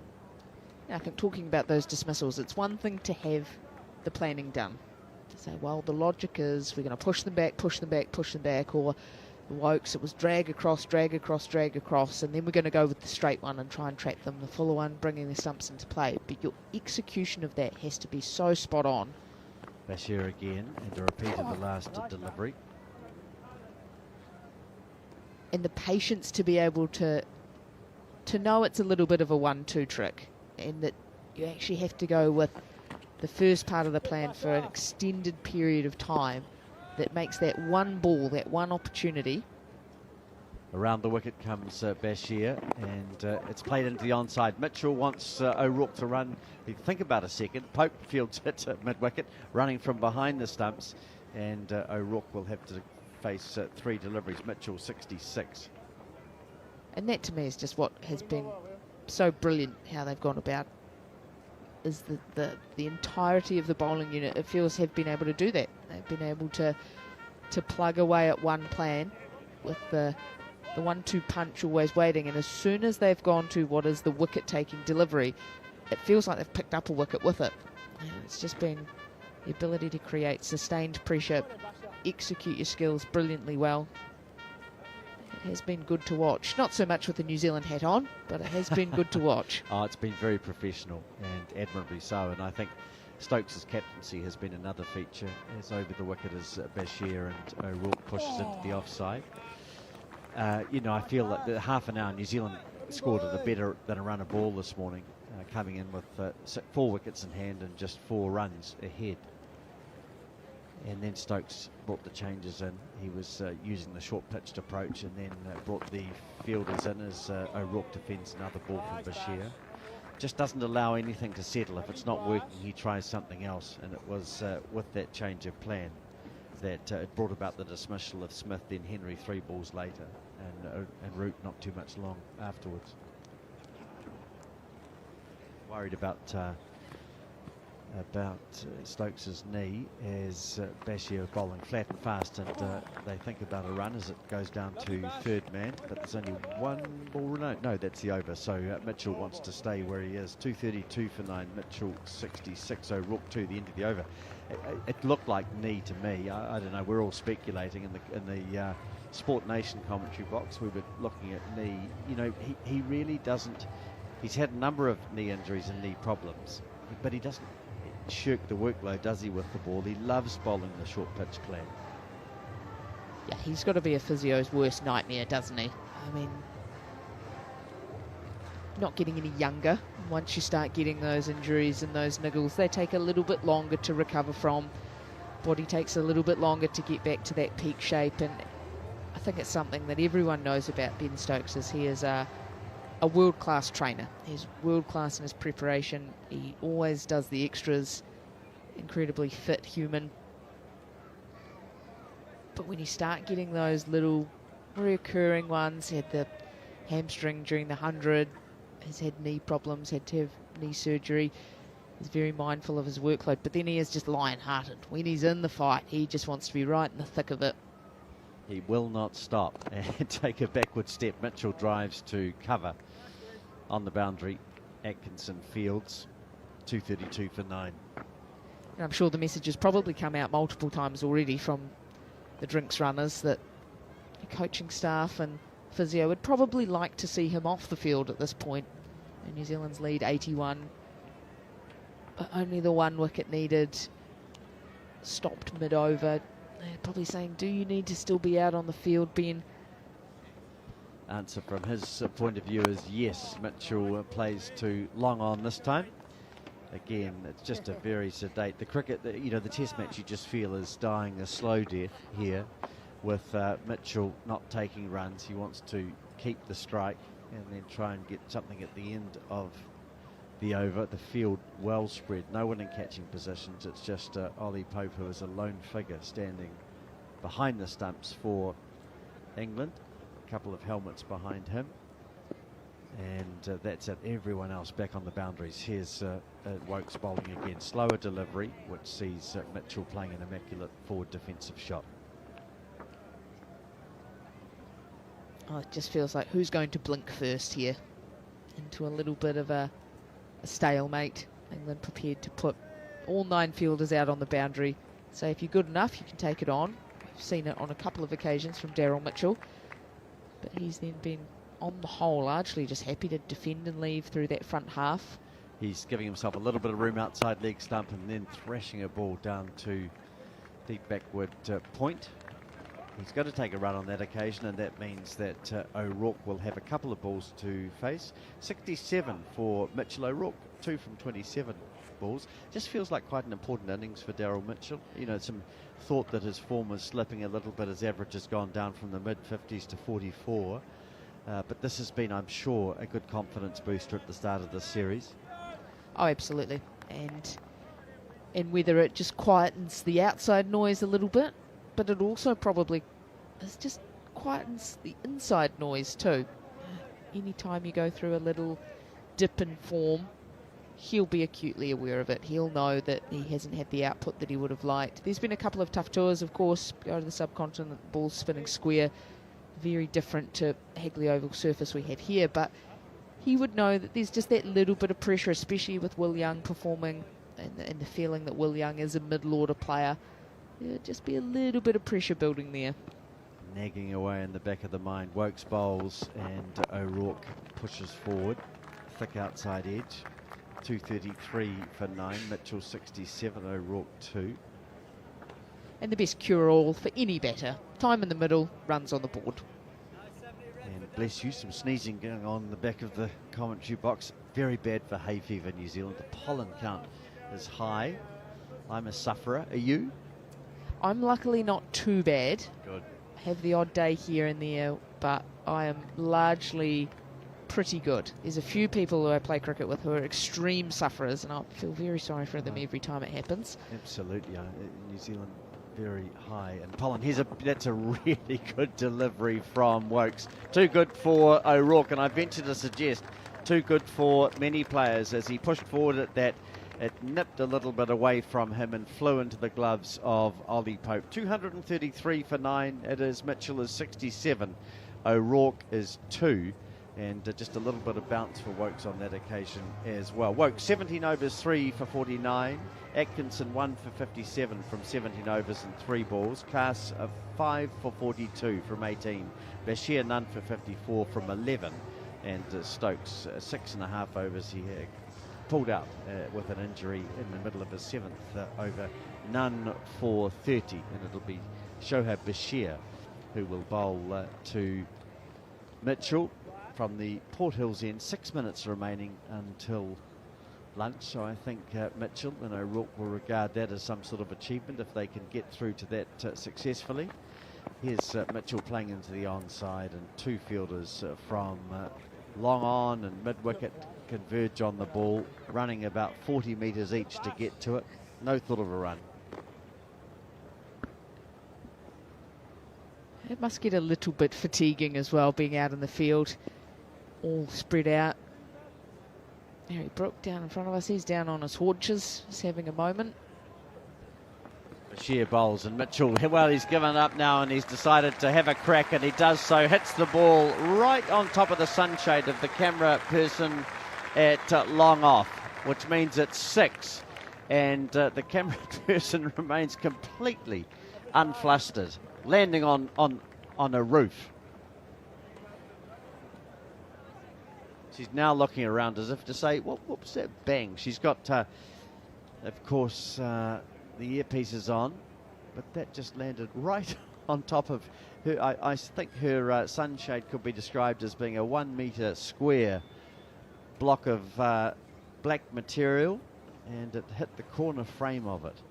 It remains intact, so does she, fortunately. 239 for 6, Mitchell 73.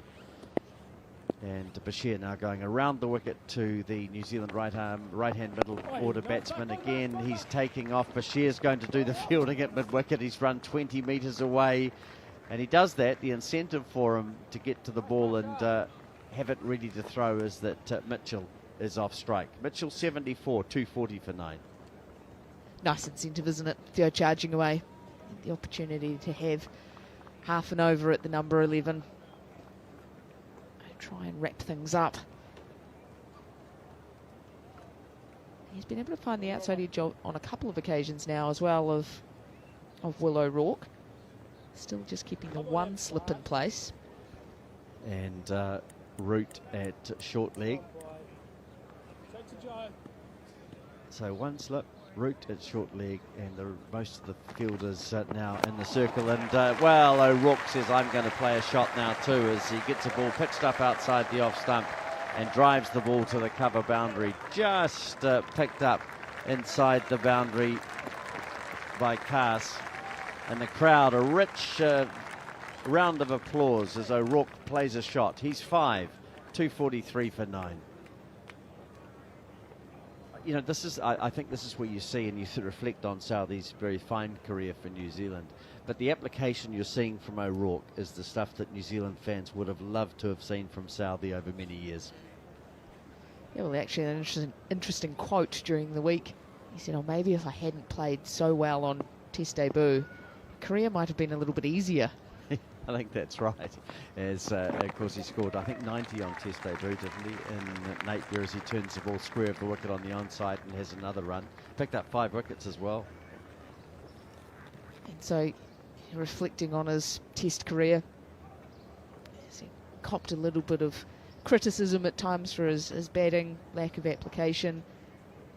Doesn't necessarily enjoy getting in behind the short ball. But yeah, it was a very interesting that he said, oh, maybe if I hadn't just gone out and been able to swat the ball everywhere and swing blindly, then my career, people might have been a little easier on me, that actually I wasn't this untapped batting talent. 77 not out he scored in the second innings of that Test against England in 2008. The applause you hear is for O'Rourke, who pushes the last ball of Bashir's over into the mid-wicket area. It's 244 for 9. We'll have one more over before lunch. New Zealand's lead is 93, the game being drawn out by Mitchell on 75 and O'Rourke on 5. But it is one thing that I've really enjoyed seeing, the way that Will O'Rourke goes about his cricket. I think he has made every post a winner, but I love the fact that you have a number 11 who is prepared to just try and pure guts it out. Everyone's made comment of he's left the ball really well, seems to know where his stumps are, and so that to me is someone who actually spends a bit of time on their batting. It's not a skill you just naturally wake up one day and you've got. But it's an old-fashioned thing, isn't it, to think that a number 11, if you're working hard at your batting, for example, you might be able to save a Test, you know, bat out for a draw, or you might be able to support someone in getting to the winning runs, chasing 20 or 30 as you come into bat. It's an important role, and it's underrated, I think, and O'Rourke is doing it well as Mitchell drives into the covers. No change to the score. It's Woakes bowling again. I mean, he brings to it the same sort of qualities he brings to his bowling: diligence and concentration and effort. and we have to be honest, number 11 is the worst place to bat.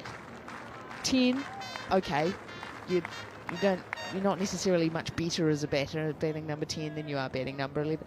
But number 11, you're the guy that comes out to bat when the match is on the line. Here's Wokes bowling, and it's a full toss and hit, but without any real timing by Mitchell, down to long on, a slower delivery. And so that is always my advice to young cricketers. You hear it when they're not that confident batting and they don't really want to bat, and they go, I'll bat number 11, I'll bat there. No, never volunteer for that. You say 10, pick 10. That's totally fine. If you don't want to bat, there's plenty of people who don't like it, don't have a lot of aptitude for it. It's not the most pleasurable thing if someone's trying to run in and knock your head off when you don't feel like you've got the skills to cope with it. But never pick 11, always 10. I was talking to Ian Smith in the Sport Nation commentary box about, the old, going back to old-fashioned, the days where fast bowlers would not bounce tail-enders, well and truly gone. But that was a thing, believe it or not, as Wokes bowls and Mitchell drives, gets a thick outside edge. It's to Bashir at third man, and they decide again not to run. Yeah, the fast bowlers union, that has been a little bit disestablished. It was actually at the first test, India-Australia, and the youngster, debutant against Mitchell Starc, the bouncer, and then gave him the stare down, and just the effects Mike picked up, and he said, remember, I'm quicker than you. And you just thought, yeah, that fast bowlers union has just gone a touch. He also said, I've got a long memory. And the next ball was a bouncer.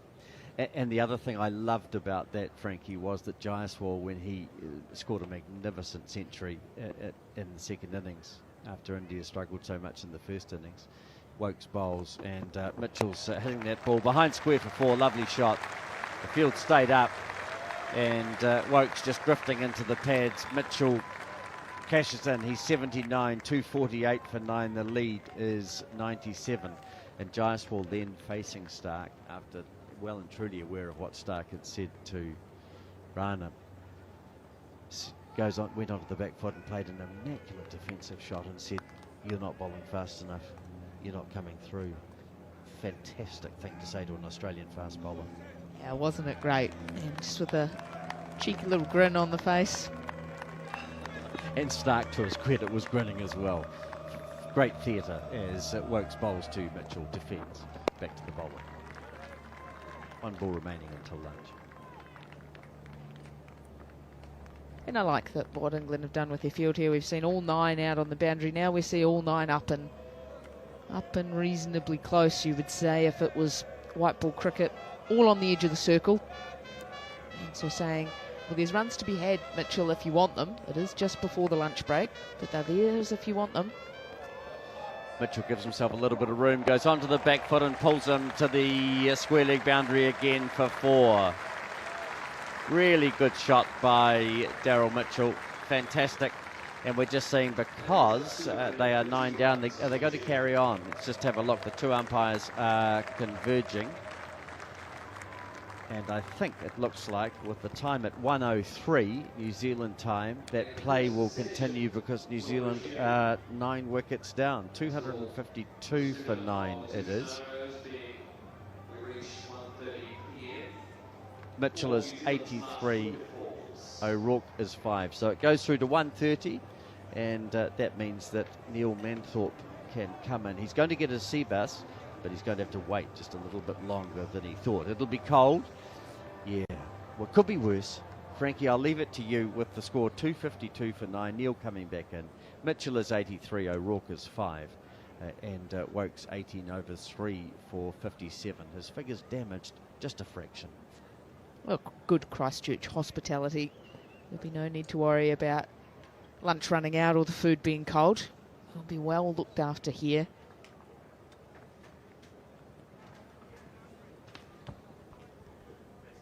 It's Bryden Carse back into the attack, and first delivery pushed away defensively by Will O'Rourke.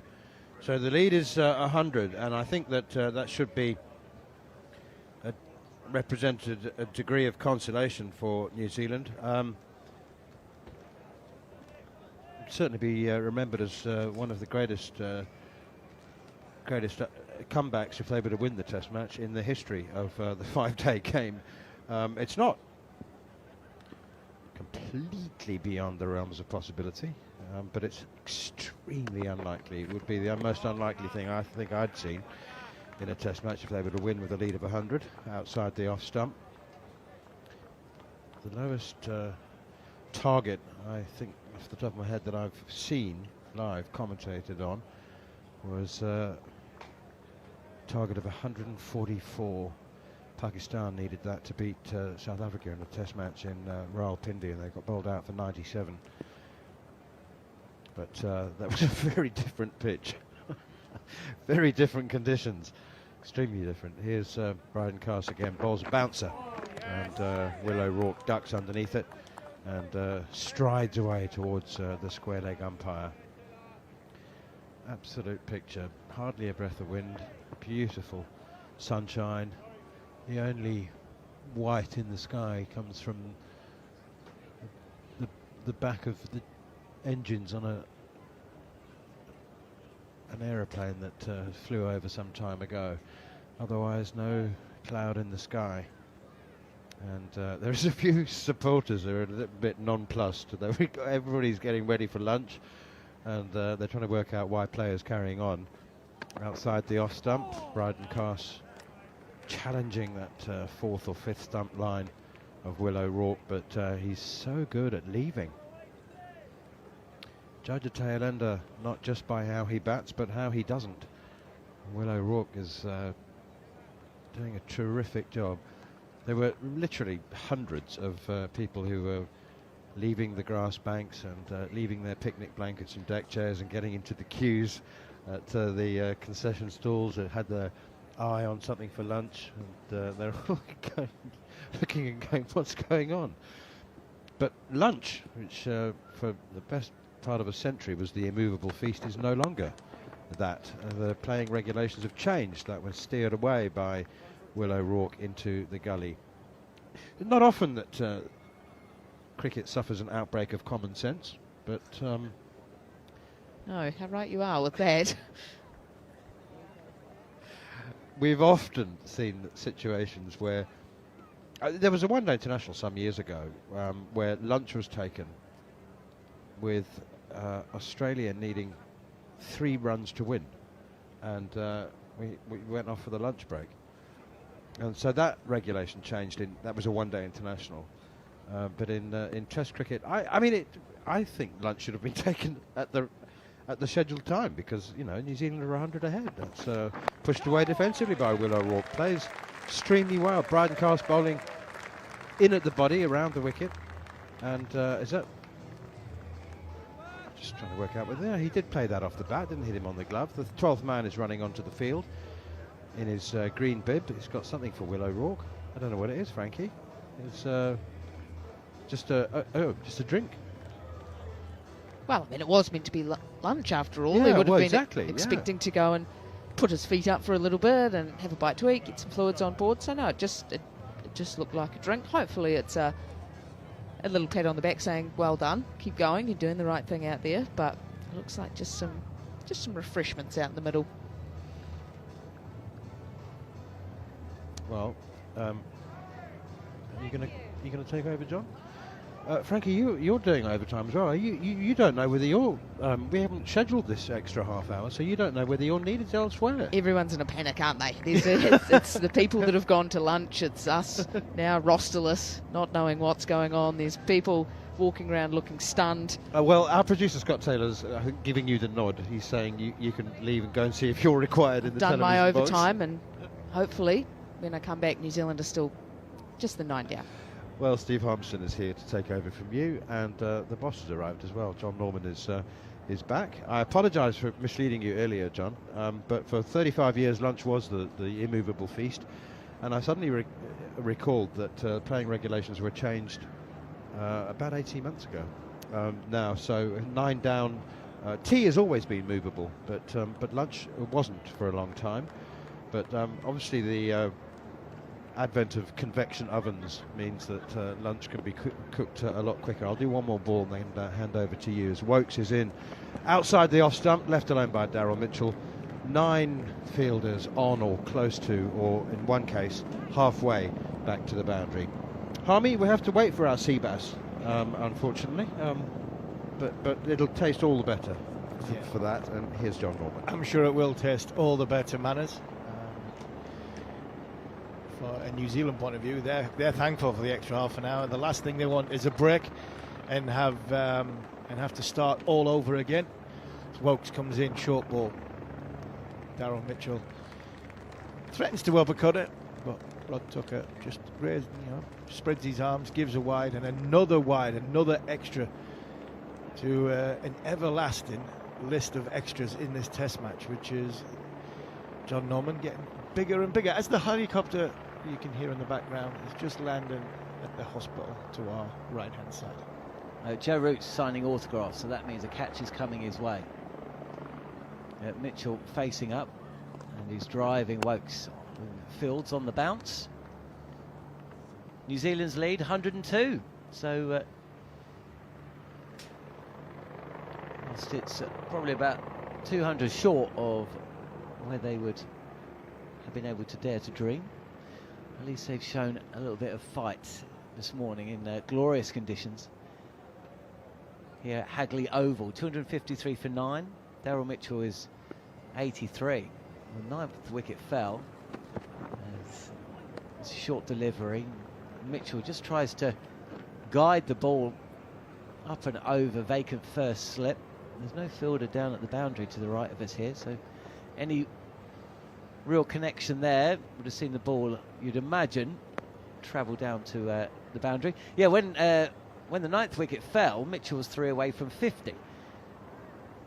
Well, he's now 17 away from 100. And O'Rourke has shown a few of the New Zealand batters as he does swing the bat this time, Mitchell, and help the ball. Bashir is stationed to kind of fly slip or very straight third. Mitchell takes a single. But yeah, O'Rourke's batted an hour. Batted really well. Really has batted well. Batted well in the first innings. You know, he knew where his off stump was. He left it. Good length balls. We're going over the stump, going wide of the stump. He's thick-edged a few.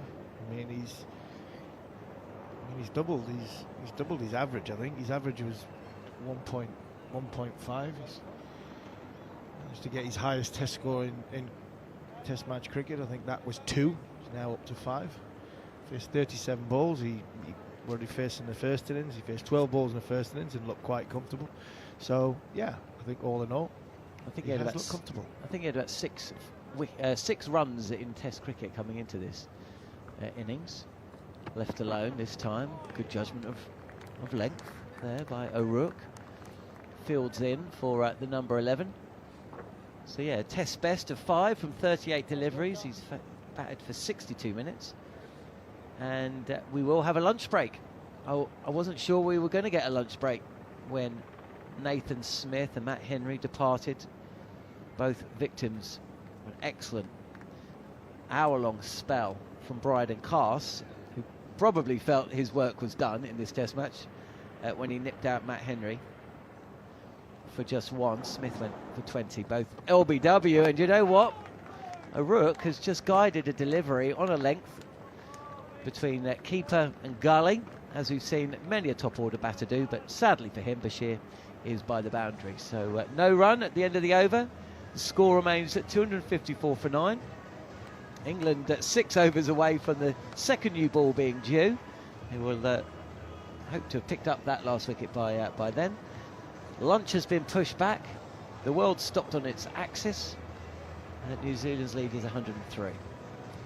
Yeah, it's a very, very good number 11 myself, speaking from experience. If Will O'Rourke is batting with Matt Henry or a Tim Southey, he'd be in double figures by now. He would have had 10, 12, 14.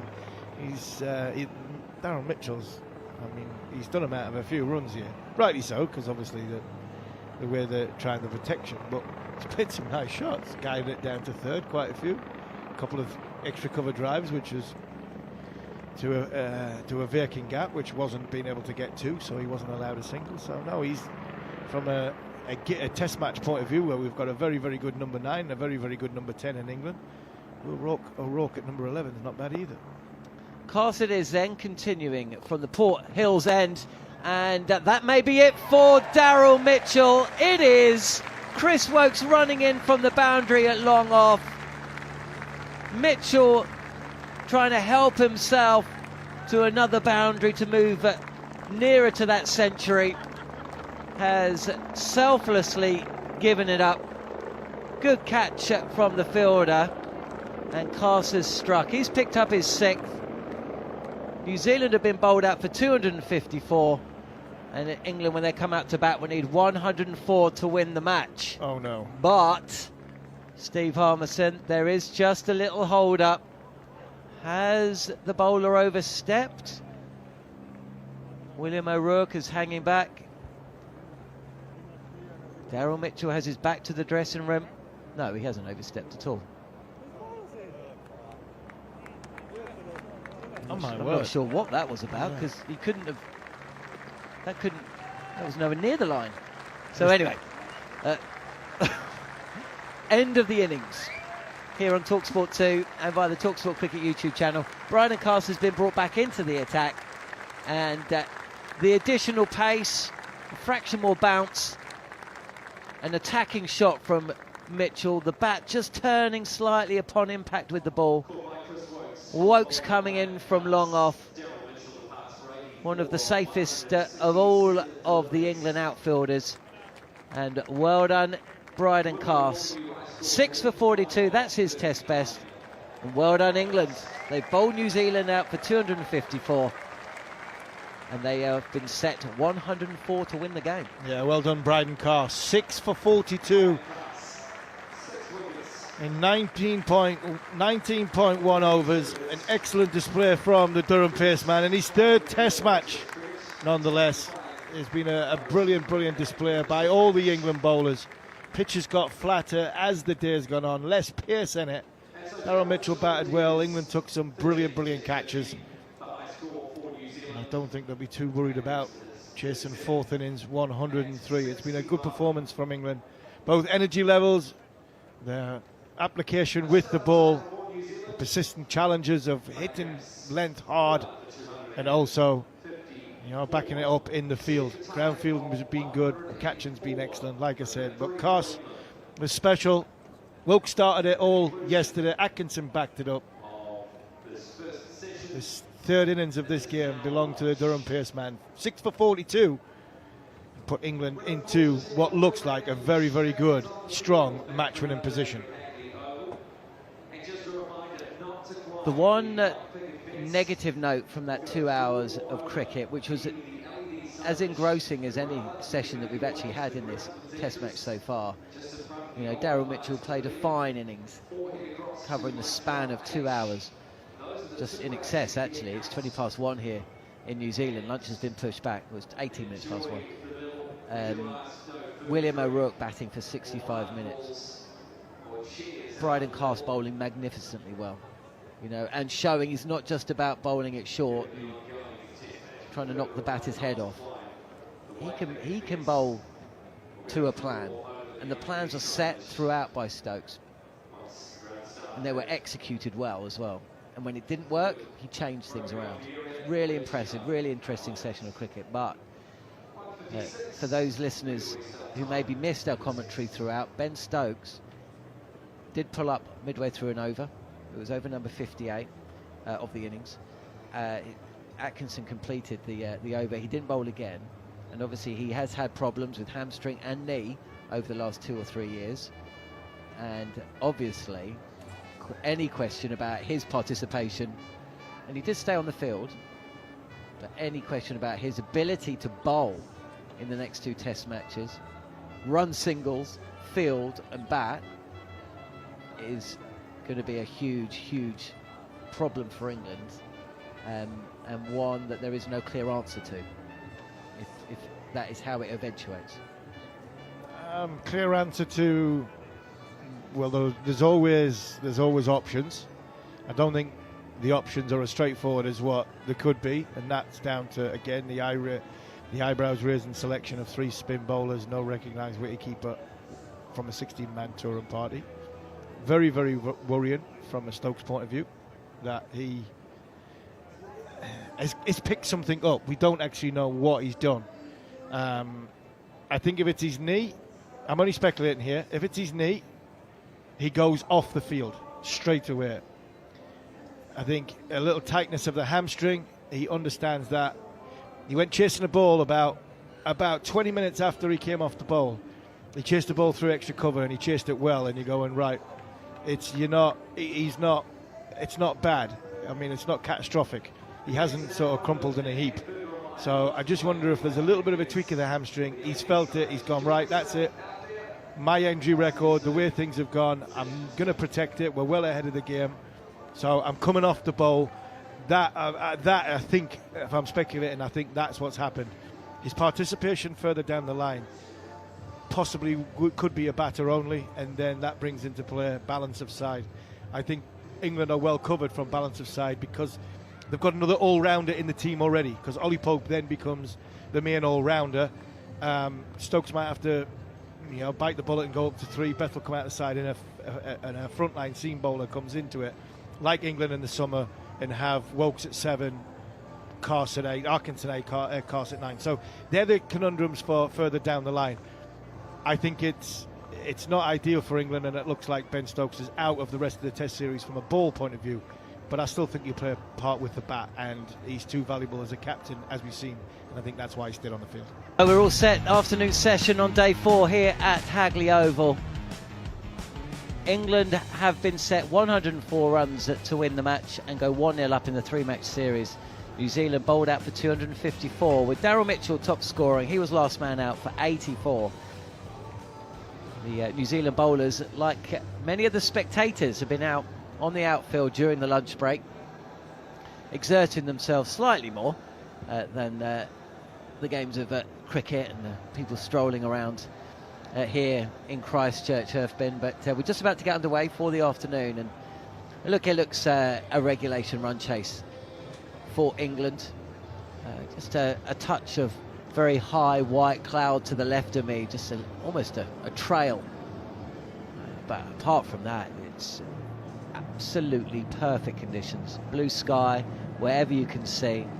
Another good crowd in for day 4. And having spent the last 10-15 minutes just in the Sir Richard Hadley Pavilion to the right of us, in our commentary porter cabin, it just shows the importance that New Zealand did fight throughout that morning session. The crowd that have turned up know that they're going to be set another hour, possibly 2, even if it is a breeze for England's openers, possibly Bethell and Root, who'd love to score a run after his second ball dismissal in first innings. But it's an event. It's an event here in Christchurch. This day has been tickets have sold out or gone on sale and been snapped up months in advance. It's part of the calendar. It's in the diary. Sunday, Test Sunday. Come along, see old friends, enjoy the sun, enjoy the glass of Chardonnay, maybe a Sauvignon Blanc, a pie or 2, a pint.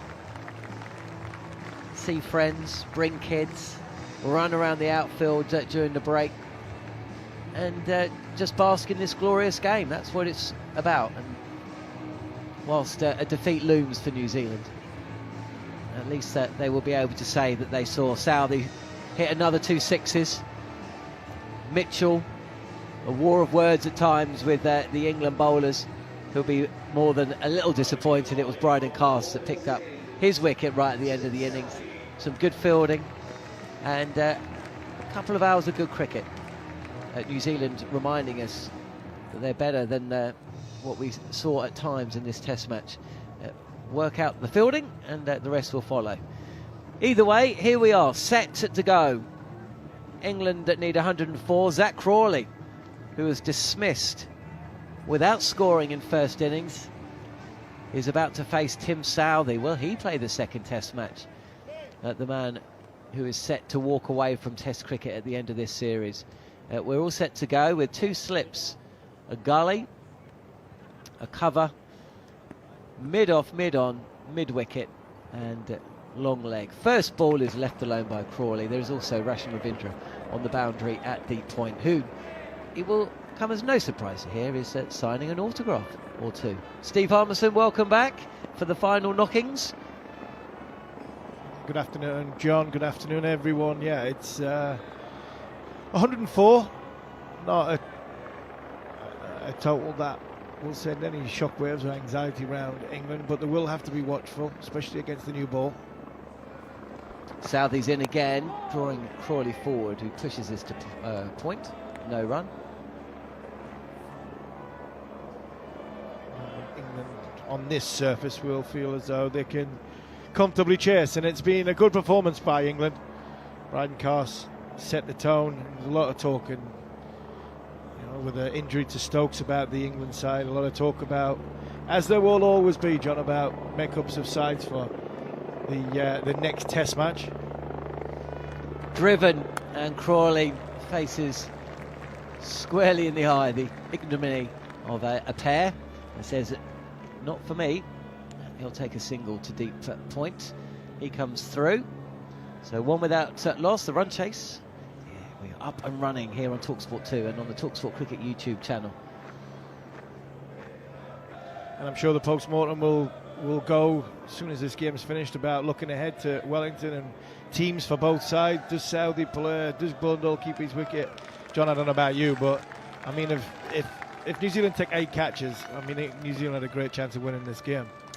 Left-handed Ben Duckett facing up, and he's beaten past the outside edge. Good probing delivery from Southey, who's pushing 130, 131 kilometres an hour. He dropped down to the mid 125s, and Jeremy Coney was of the opinion when on commentary, as the fielders just look up to watch this ball. It didn't go too far from the outside edge at all, but he just felt that you cannot afford your bowlers to be dipping below 130. But then, of course, Chris Woakes wasn't always pushing 130. Absolutely. And he picked up 3 big wickets in New Zealand's second innings. Beaten again is Duckett, again going across the left-hander, touch more bounce and a little bit of movement. Duckett playing defensively and beaten.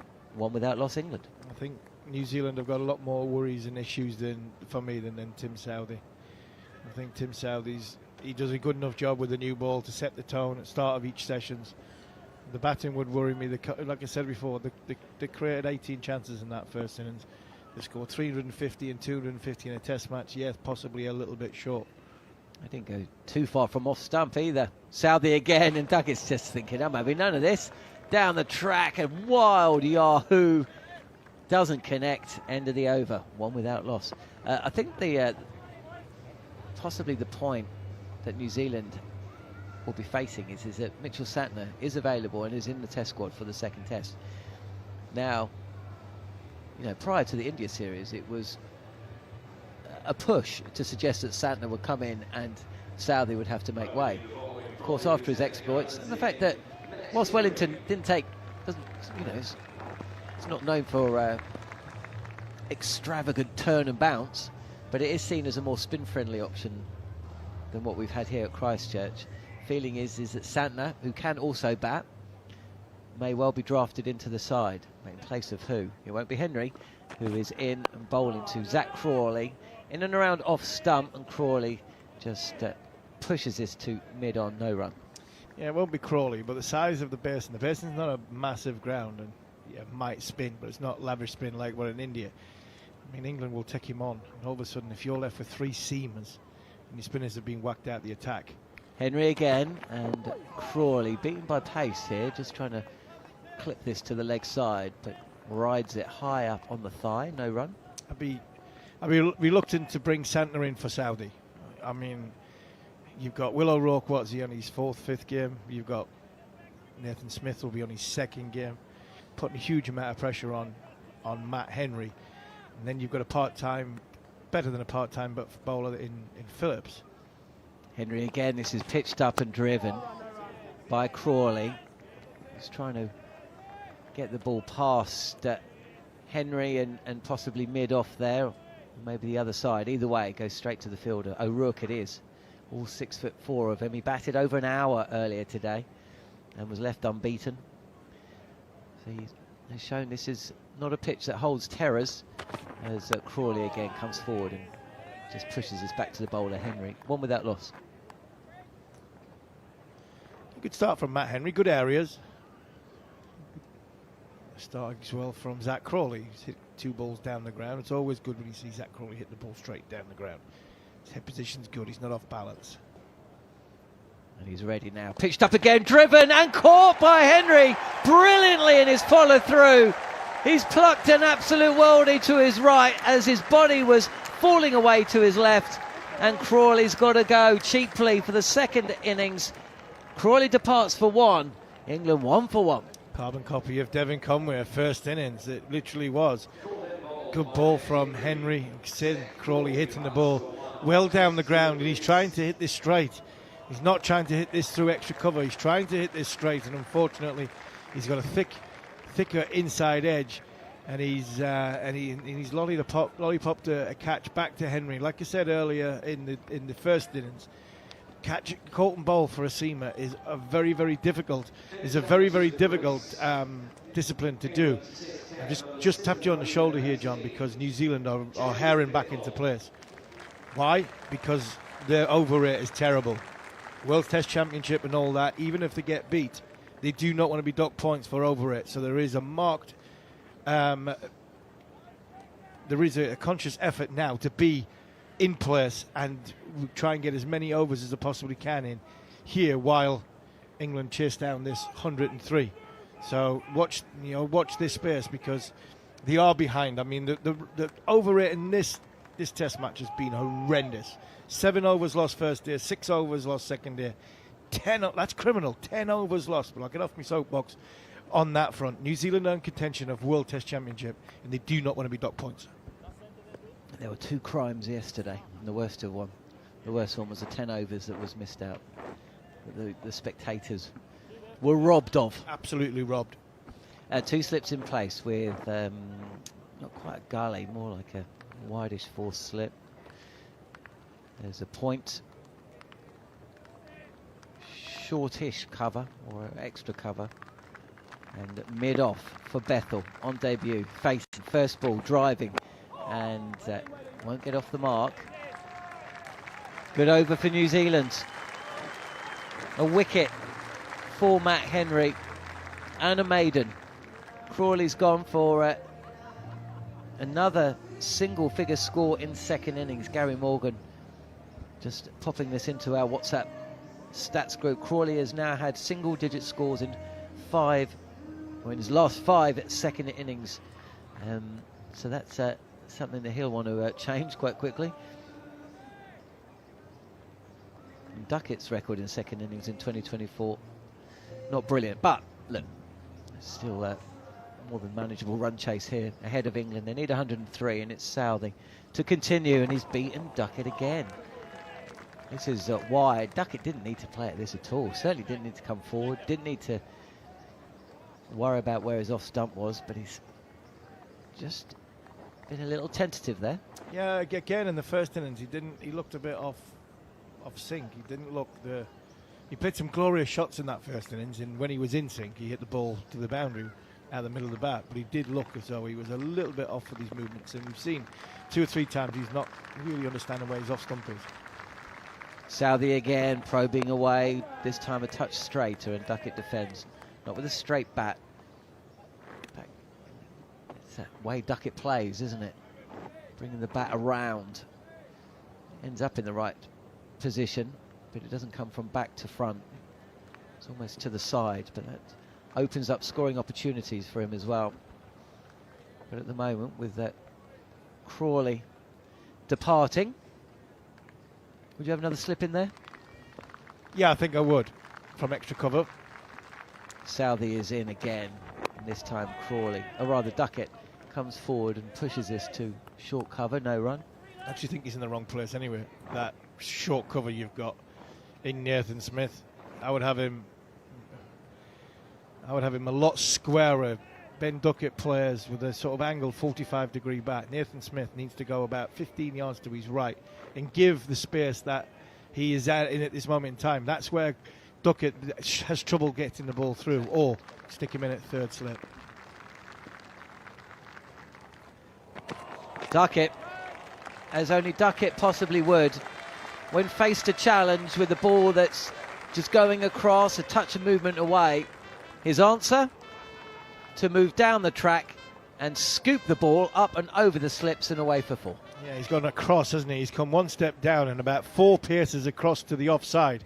He's nearly off the pitch. He's got 1 foot off the pitch and he makes contact with his ball. Southey sees him going and pushes it wider. And how wide was that ball? That's wide. I mean, that's going towards first slip. Southey's done well to see him coming, but it was a great execution.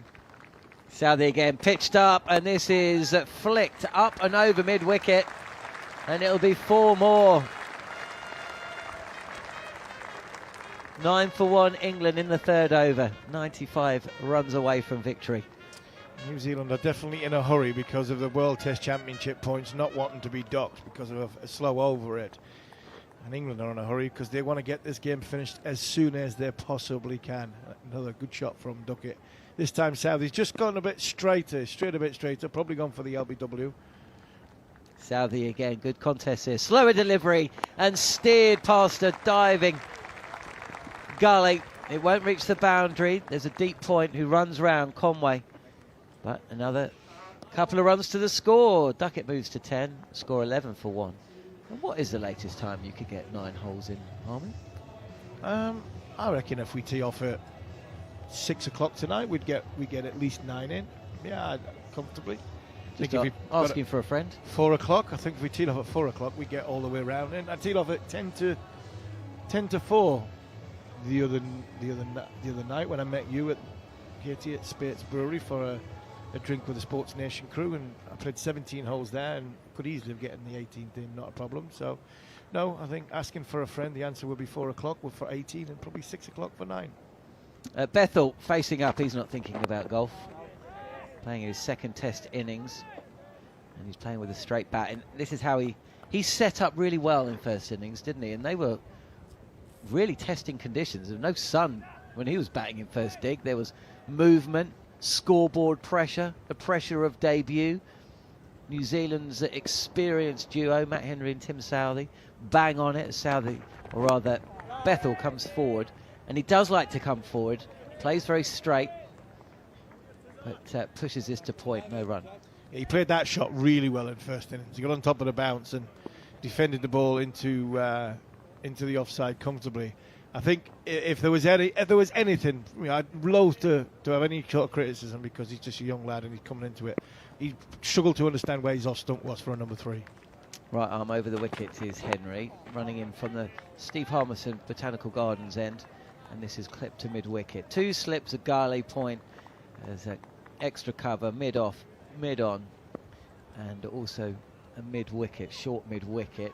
Where's the fielder signing autographs? I always lose one. No, that might be it. Henry again, and again, playing on off stump is Bethell, yet to get off the mark. Duckett scored 10 of the 11. It was Duckett who scored the bulk of the runs, the front end of the first innings as well. Had a life in the first innings. One of few England batters to have a life. But it's a left-handed Bethell, who is driving a touch flat-footed, and was that off the inside edge past the stumps. It wasn't a catching opportunity for Blundell, who couldn't get down to his right. No, he dropped that. I'm sure he did. Well, if he has dropped it, then here we go again. If he has dropped it, my then eye's gone here. You'll hear the trumpeter. Couldn't really see if he did. He's quite wide, is Blundell. Oh, no, it's not. No, my eyes have gone. Well, you've called pretty much everything quite correctly, actually. This time Bethell comes forward and pushes this to the fielder, Conway, who's closer to the wicket than where he was when he dropped Harry Brook. Just front of square on the leg side. 15 for 1 then here on TalkSport 2 and the TalkSport Cricket YouTube channel. 4 overs bowled. Duckett is 10, Bethell is 4. Has got off the mark thanks to a fortunate inside edge back past the stumps and down to fine leg for a boundary. That's the area where I'm talking about the not understanding where his off stump is. On off stump, in and around off stump, comfortably in behind it, middle of the bat, Jacob Bethell, and playing it into the offside. He's playing things where he possibly could have left, and that one there was a prime example. Pitched up, driven by Ben Duckett. It's Kane Williamson at mid-off, but that was hit hard and true. And as soon as the ball had gone past the bowler, there was no stopping it. That little toey, actually, a little bit of the toe into the bat. It certainly sounded like he clopped it well enough. Yeah, just twisted in his hand, didn't it? Southey again as Duckett readies himself. He's going for his shots. It's Duckett. He's pulling, and he's pulling all the way to the grassy banks over long leg for 6. Again, the most lucrative shot for 6 in this contest so far over 4 days is the short ball, where the batter's trying to hit it at the top of its height, coming past them and not looking to get it down, looking to go up and going over fine leg. Not going over square leg. If you go over square leg, you're in a world of pain because of the size of the boundary. So there's been a conscious effort from all the batters to make sure that they're getting inside the ball and helping it on its way over fine leg. And another one, big hit for 6. Well, it's Southey's riposte. Short again. Duckett goes for the big shot again. This time it's in front of square. There's a chase on for Rachin Ravindra from the deep point boundary edge. And it's another couple of runs. Bags of space there on the leg side in front of. But... dare I say it, Southey is bowling at a pace that will allow for this kind of shot making from a batter in form, Ben Duckett. Yeah, we'll see when, I would imagine, the next over or the over after when Nathan Smith comes on, if there's any difference from a pace point of view. But they are really trying to hit Southey out the attack. Just one slip in place, and Duckett tries to take a ball that's well outside off stump in a manner that we saw earlier on in the over. Doesn't connect this time, tries to flick the ball over his shoulder and over the keeper, or slip. It's taken by Blundell. 27 for 1, 2 balls left of the 5th. Yeah, I'm just looking for an uppercut there. He's gone for the leg side uppercut, then it's just a little bit too wide for him, so he's gone for the uppercut to go down to the 3rd vacant boundary. I mean, you are spread out now. This is not what Tim Southey has or wanted with this new ball. Southey again, beaten Duckett this time, who's flat-footed, just tries to unfurl cut. But whistles past the outside edge. No, it's not exactly what you want as a new ball bowler, bowling your 3rd over. You've gone for 23. And instead of 3 slips and a gully, possibly a backward point, you've got 1 wide slip, gullies in, and then all around the pitch.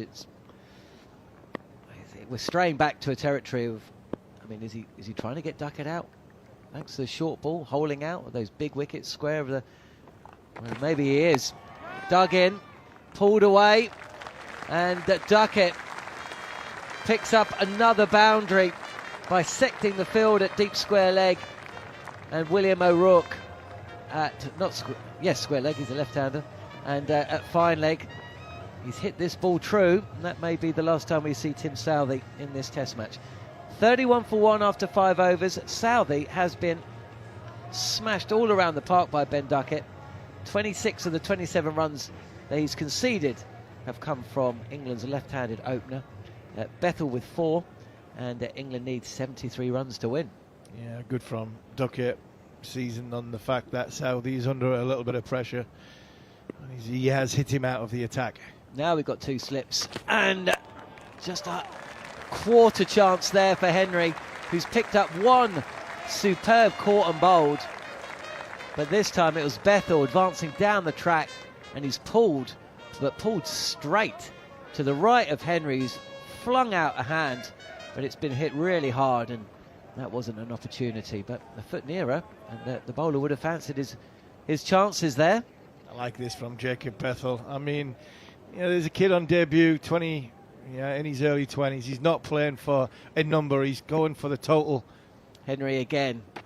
And Bethell just withdraws the bat at the last moment. Eyes up. Boundary at mid-wicket, but it was just a little bit too fast, a little bit too wide, and he's put the shot away for another day. Yeah, he's playing team. It's all about team. He's not looking to, start his Test career with a good number. He's looking to, play the aggressive route. That's what the team wants him to do. Henry again on the drive is Bethel, but no timing, and it's fielded at mid-off. Yeah, exactly. I mean, this gone are the days where the guy's thinking of a nice 30 or 40, a Reading, get that average up, at the start of his inning. He's no fool. He knows that there's a real question about whether he's going to play the second test because we don't know about Ben Stokes' fitness. As once again, Bethel comes forward and pushes this, or attempts to push it. It's an inside edge onto the pads and away for a single. 36 for 1. That brings Duckett on strike. I'm not sure how much Matt Henry's bowled at Ben Duckett in this innings. No. So far, he seems to be facing Southey. Same in the first innings as well. I think he faced Southey in the first innings, and then quite a bit of Nathan Smith. Remember, Southey bowled, Henry bowled a lot, I think, to Bethel when Bethel came in the first innings. Here is Duckett, and he almost duck pulls there. Continues on with the shot, but also takes his head away at the last minute as well. It's a well-directed bouncer. I mean, there's a massive field. Ben Duckett's not looking to hit it down, he's looking to hit it up. Henry goes around the wicket just to create the angle even more, so the field and the leg side will have to square up a little bit. And I'd suggest the fine leg to go onto the boundary, because if he bowls bouncers with the angle, he's too wide. He's too wide as a fine leg. Henry again, and this is a top edge, but it's going to drop short of Nathan Smith running in from the boundary at fine leg. The reason and a no ball's been called as well. The reason why he's too fine is because there's another fielder there I didn't see. Something's happened to my eyes in the last half an hour. We can only guess what that was. I know that you do abstain during working hours, so it can't be that. No, it wasn't that.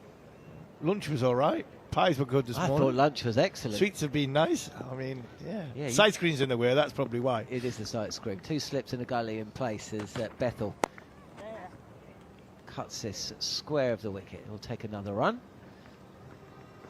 And he moves to 10. 39 for 1. We've had 6 overs of play. The target is 65 runs away.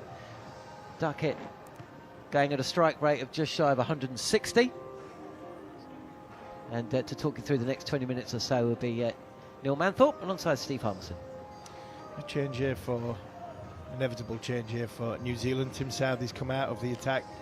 Took a bit of tap off Ben Duckett. Both, full ball and short ball. But Smith, very impressive in that first innings. He got 3 for he got 3 for 100 and plenty, but could easily have had 5 for 65. He bowled brilliantly in that, especially in his first two or three spells. The energy he had into the crease and into the wicket. Nathan Smith then running away from us. It's smashed down the ground. What a shot from Jacob Bethel, baseball style. Just stood upright and looked like he was playing a pull shot, but it's gone pretty much straight back past the bowler. What a hit that, straight out the middle of the bat. Wow. Talking about free hits, it's a free hit for Jacob Bethel. John Norman mentioned whether he's going to be in for the next test match. I'm not so sure. Well, obviously the injury to Ben Stokes, so he's going to enjoy himself here. Another short one and pulled away by Bethel again out towards deep mid-wicket. He's hit that just as hard, and it's another 4 back-to-back boundaries for Jacob Bethel. Well, I was just thinking, you make your test debut in the first innings, and he looked, he looked like a man who didn't want to make a mess of his test debut. And in the second innings, he looks like Jacob Bethel batting 7 in a blast game for Warwickshire. Absolutely. Talking about numbers, averaging 22 in first-class cricket. This is why this boy's picked. He's got talent. Smith in again. Bethel opens the face of the bat and runs it into the gully straight to Tom Latham, and there's no run. 47 for 1. England almost halfway to their target of 104. Duckett 27 from 17. Jacob Bethel 18 off 15. England galloping towards victory, target of 104. Yeah, it's been good. It's been good from Duckett, good from Bethel. Strong shots, putting pressure on the New Zealand bowlers. Smith to Bethel again, short and pulled once more. 2 bounces and over the rope for another 4. He's hit that deliberately in the air over the top of Tim Southey at mid-on. And Bethel, Jacob Bethel, the 21-year-old, is flying. Wow, we've seen 3 remarkable shots in this over. Yeah, it's brilliant. Love watching this. Really do love watching this. This is about the team. This is how the team wants to play. It's not number 3 trying to forge his way into his career. This boy's got talent. He's got shots. Smith again. Bethel down the ground. A 4th boundary in the over. Once again stood upright, tall, and hammered it straight back past the bowler's feet. Quite remarkable. Steve Harmison, this is borderline disrespectful. It is, yeah. This is shot of the day for me. This is a shot of the day. Hit straight back down the ground. He's picked his bat up, looking to try and keep that one down. He was. The one before he's gone in the air. This time he's gone down the ground. That's his 6th boundary of the innings. 26 off 17 balls. I mean, he's not a number 3. He's definitely not a number 3 in Test match cricket. This is where he's found himself. But boy, is he enjoying himself at this moment in time. It's Smith in again to Bethel, and he wants to keep the strike. Now that's not borderline anything. That's cheeky. That's cheeky. It's a deliberate attempt to keep the strike. He's hitting it so well, and he's opened the face of the bat, tried to run it out of third man. It's gone to gully, and he hasn't been able to keep the strike. But I don't think that Ben Duckett would have minded in the slightest if he had taken a single. Duckett is 27 off 17. Bethel is 26 off 18. England are gallivanting their way towards his target of 104. They'll go 1-0 up in the 3-match series, all of which we brought to you live and exclusive ball by ball on TalkSport 2 and the TalkSport Cricket YouTube channel. Duckett on strike for the next over. It'll be bowled by Will O'Rourke, so the punishment's going to be shared out by Tom Latham. It's O'Rourke running in from the Botanic Gardens end, and it's cut by Duckett down towards third man. It'll be out, caught by Matt Henry. Uppercut. Well, trap set. Plan obvious. Duckett accepts the challenge and has holed out to Matt Henry on the 3rd boundary. So England lose a 2nd wicket. It's a wicket. Steve Harmison always says it doesn't matter what the match situation is. A wicket is a wicket. A Test wicket is a cherished commodity. Jeremy Coney, you've got a few of them yourself. I don't know whether I've got any caught. I might have had one caught third man, but that might have come off the back of the bat from someone. It certainly wasn't getting it up that high, and that's the reason it got down to third man, wasn't it? It's O'Rourke bowling this time, this over. And so it got a little bit close, didn't it, to Duckett, and he wasn't able to supply the power he would love to have got at a good, decent strike, and it might have gone squarer. He could only kind of angle it down towards third man, so that's where it was taken. Didn't have to get much more on it, I'd have to say. Would have been a 6. So out comes Root, looking to get his first run in this game. It's pretty good surface, everybody. Back in the UK, you wouldn't mind batting on it, I'm just telling you now. And with these bats nowadays, it was a falling away stroke from Ben Duckett to try and give himself some room to get really supply power. He throws his head in the air, holds on to the bat, however. So that's the 2nd wicket to fall. Here's O'Rourke again. 2 slips in a gully, and for Joe Root, who pushes that one out towards square leg, and there's no run. It'll be interesting, won't it, if Bethel gets 60 not out here, and they play the new keeper, Robinson, if they want to play him. What happens to the number 3 position? Is it Pope or is it Bethel? So there's a little issue there. Joe Root plays and misses fences at this one. It's a good delivery from Will O'Rourke, who's been immensely impressive in this Test match that New Zealand will lose. But I think that Will O'Rourke's made a strong case to be given the new ball. That was a very fine delivery. Steve Harmison is saying that Jacob Bethel's already under pressure, because if Ben Stokes can't bowl, they have to bring in another seamer, then Jake Bethel would be the one to lose his place. Edged! Past second slip. Latham dives to his right. Didn't carry, don't think. But it has sped away between second slip and gully. Latham it was closest to it, diving to his right, couldn't get fingertips to it. He could only have made a stop rather than pulled off a catch. And Joe Root is off the mark streakily. Yep, it was certainly wide of the second slips. Only 2 slips in at this stage. And you know what, you'd wonder whether you need a third in there for O'Rourke. Here's O'Rourke once again bowling to Joe Root. Short and wide and cut for 4. That's a lovely shot from the former England captain. Nothing at all streaky about that. Nothing at all. Lovely shot from Joe Root. England continue to romp their way to this modest target of 104. Yeah. 63 for 2 and have not yet had 8 overs. No, these are the sort of conditions that New Zealand really have to avoid, where there is nothing going on with the ball in terms of movement off the seam. O'Rourke again, short to Joe Root, and he pulls handsomely out towards deep square leg, and he's beaten deep square leg. Gosh, he hit that cleanly. Right out of the middle of the bat. The torrent of boundaries continues off the bat of Joe Root now.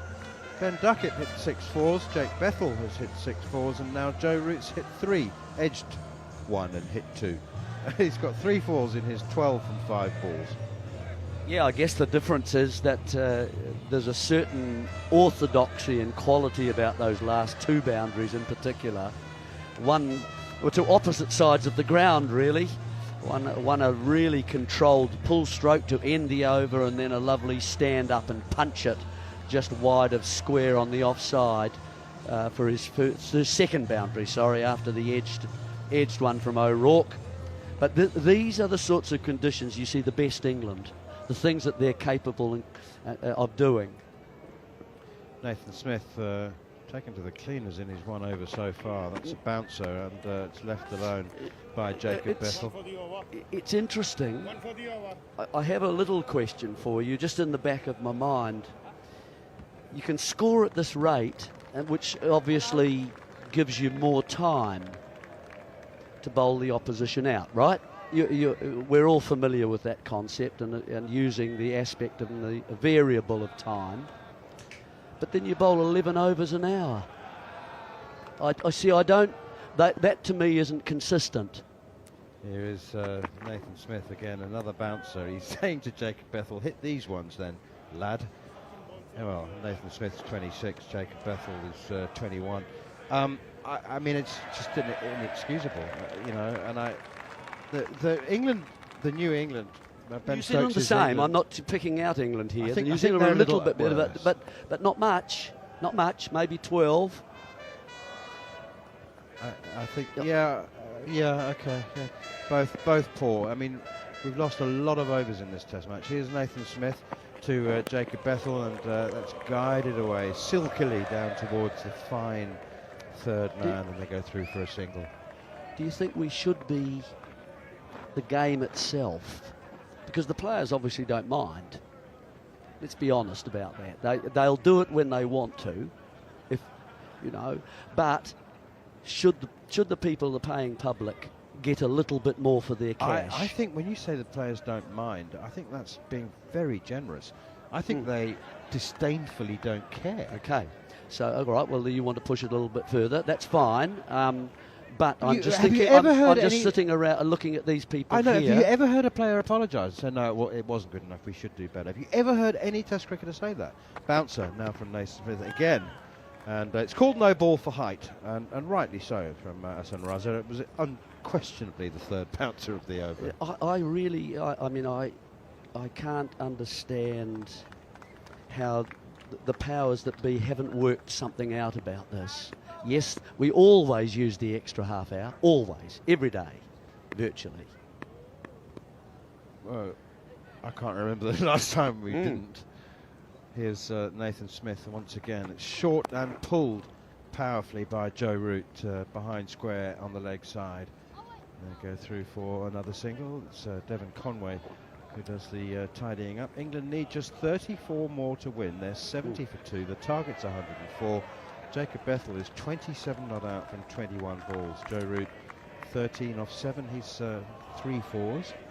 So I mean, the money you know, the fines, that obviously clearly doesn't work. Clearly doesn't work. It's not going to stop. And, you know. Here is Nathan Smith again, and again steered nicely by Jacob Bethel. There's no slip cordon to dissuade him from attempting to run it down to third man, and therefore he's going to play that shot. Plays it very well. It just seems to me you've either got to change the game in some way. In other words, by awarding a certain number of runs, penalty, whatever we call them, and they go on to extras. And depending on how, and that would be a graded kind of affair, I guess. If you're this many behind, you get 5 runs and over. If you're that many, it's 10 runs and over. Whatever the penalties are. Here is Nathan Smith once again, right arm over the wicket to Joe Root, clips it to square leg, straight to the fielder, no run. It's a good reason that fines don't work, and it's rarely spoken about, but in most of the cases of the major test playing nations, the players actually don't pay those fines. It's the board, it's their employers who pay them, because the players' associations have put together an MOU, and included in there is that the players won't pay fines for slow over rates. So that's why you see players being jocular about, oh, I didn't make much money in this game. We won with a day to spare, but I had to pay 80% of my match fee. No, actually you didn't. Only in the press release. But you get my drift about it affecting the game itself. I think you move it away from that and affect the game, or you take players off. Hello. That's an interesting concept. No, down the leg side and glanced away. I think it came off the bat. It did. A very, very fine leg glance from Jacob Bethel in both senses of the word for a 7th boundary, and he has gallivanted his way to 32 from 23 balls. It's 75 for 2, just 29 more needed. Yeah, it's tucked away. sin bin. Well, I think there are plenty of options you can take, can't you? But I think it brings up another issue. Short and hooked away by Jacob Bethel, but into the gloves of Tom Blundell, who is now going through the routine, what he believes is the routine process of sending Bethel on his way, but the umpire has not raised his finger. Tom Blundell believes that he's edged that, Bethel, and the umpire... To the director with a player review for talk behind. It's a review. Decision, not out. I've checked the given not out by umpire Rod Tucker, and New Zealand have said, well, we've got them, let's use them. Short pitch ball, isn't it? Just over. Well, it's at the body now. Has it hit the glove? I think it's come off the armband. Is the armband part of the glove, or is there a gap? The ball's close to the glove. It's not attached, is it? All right. If it was attached, as part of the glove, it is. Yep. But I think there's a gap between it, isn't it? Or is it just touched? Maybe it's just in between. It's close to the glove, isn't it? And close to that armband. You're right. Perhaps hit in between. Keep going forward for me, please. Keep going forward. Keep going forward.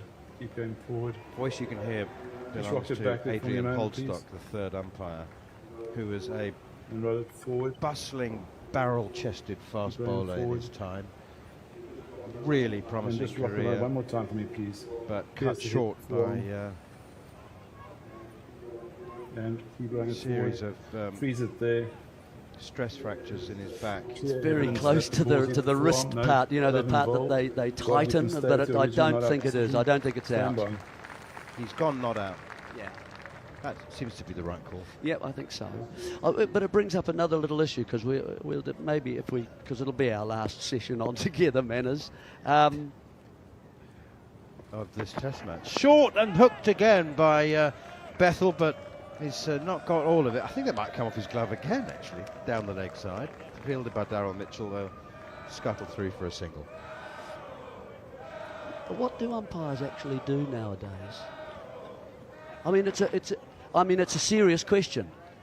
What decisions do they make, for example? On their own, by themselves.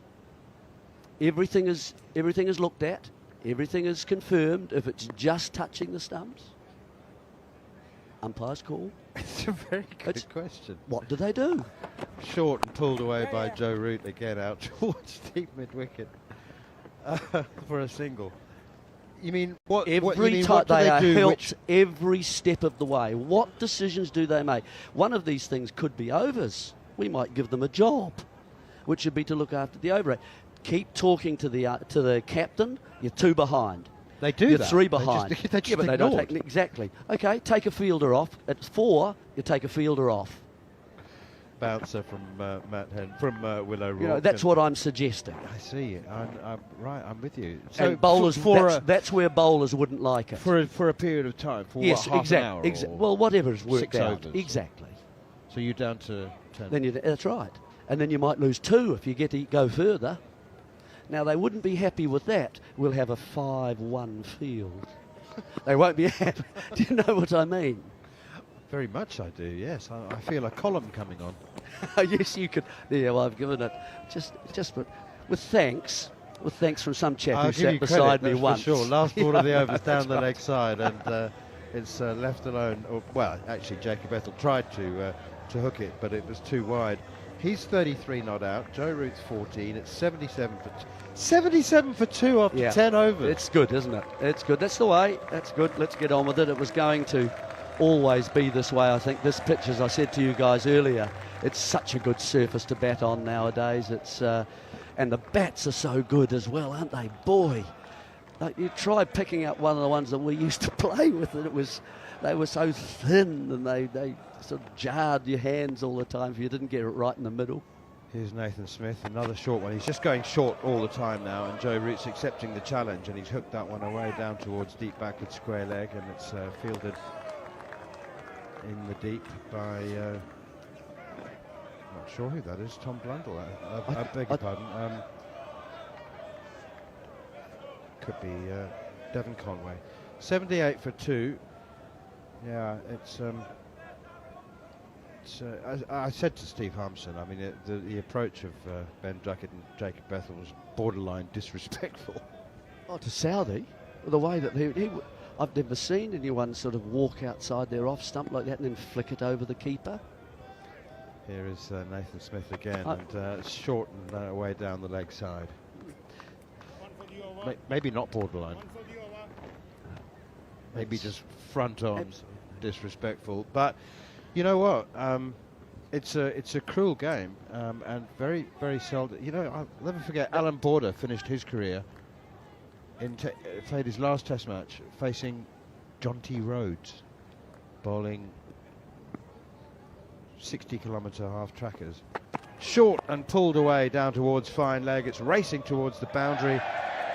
Tim Southey doing the diving down there on the boundary. In fact, it's O'Rourke, I think. O'Rourke. Yep.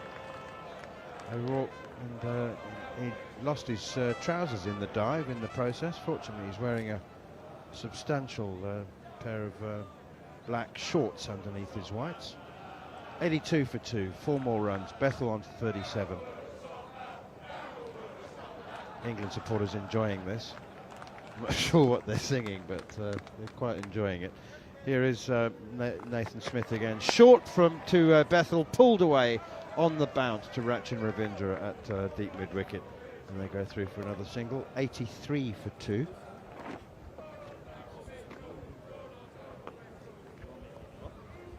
A little bit of Barmy Army banter, I'm being told, directed towards Daryl Mitchell.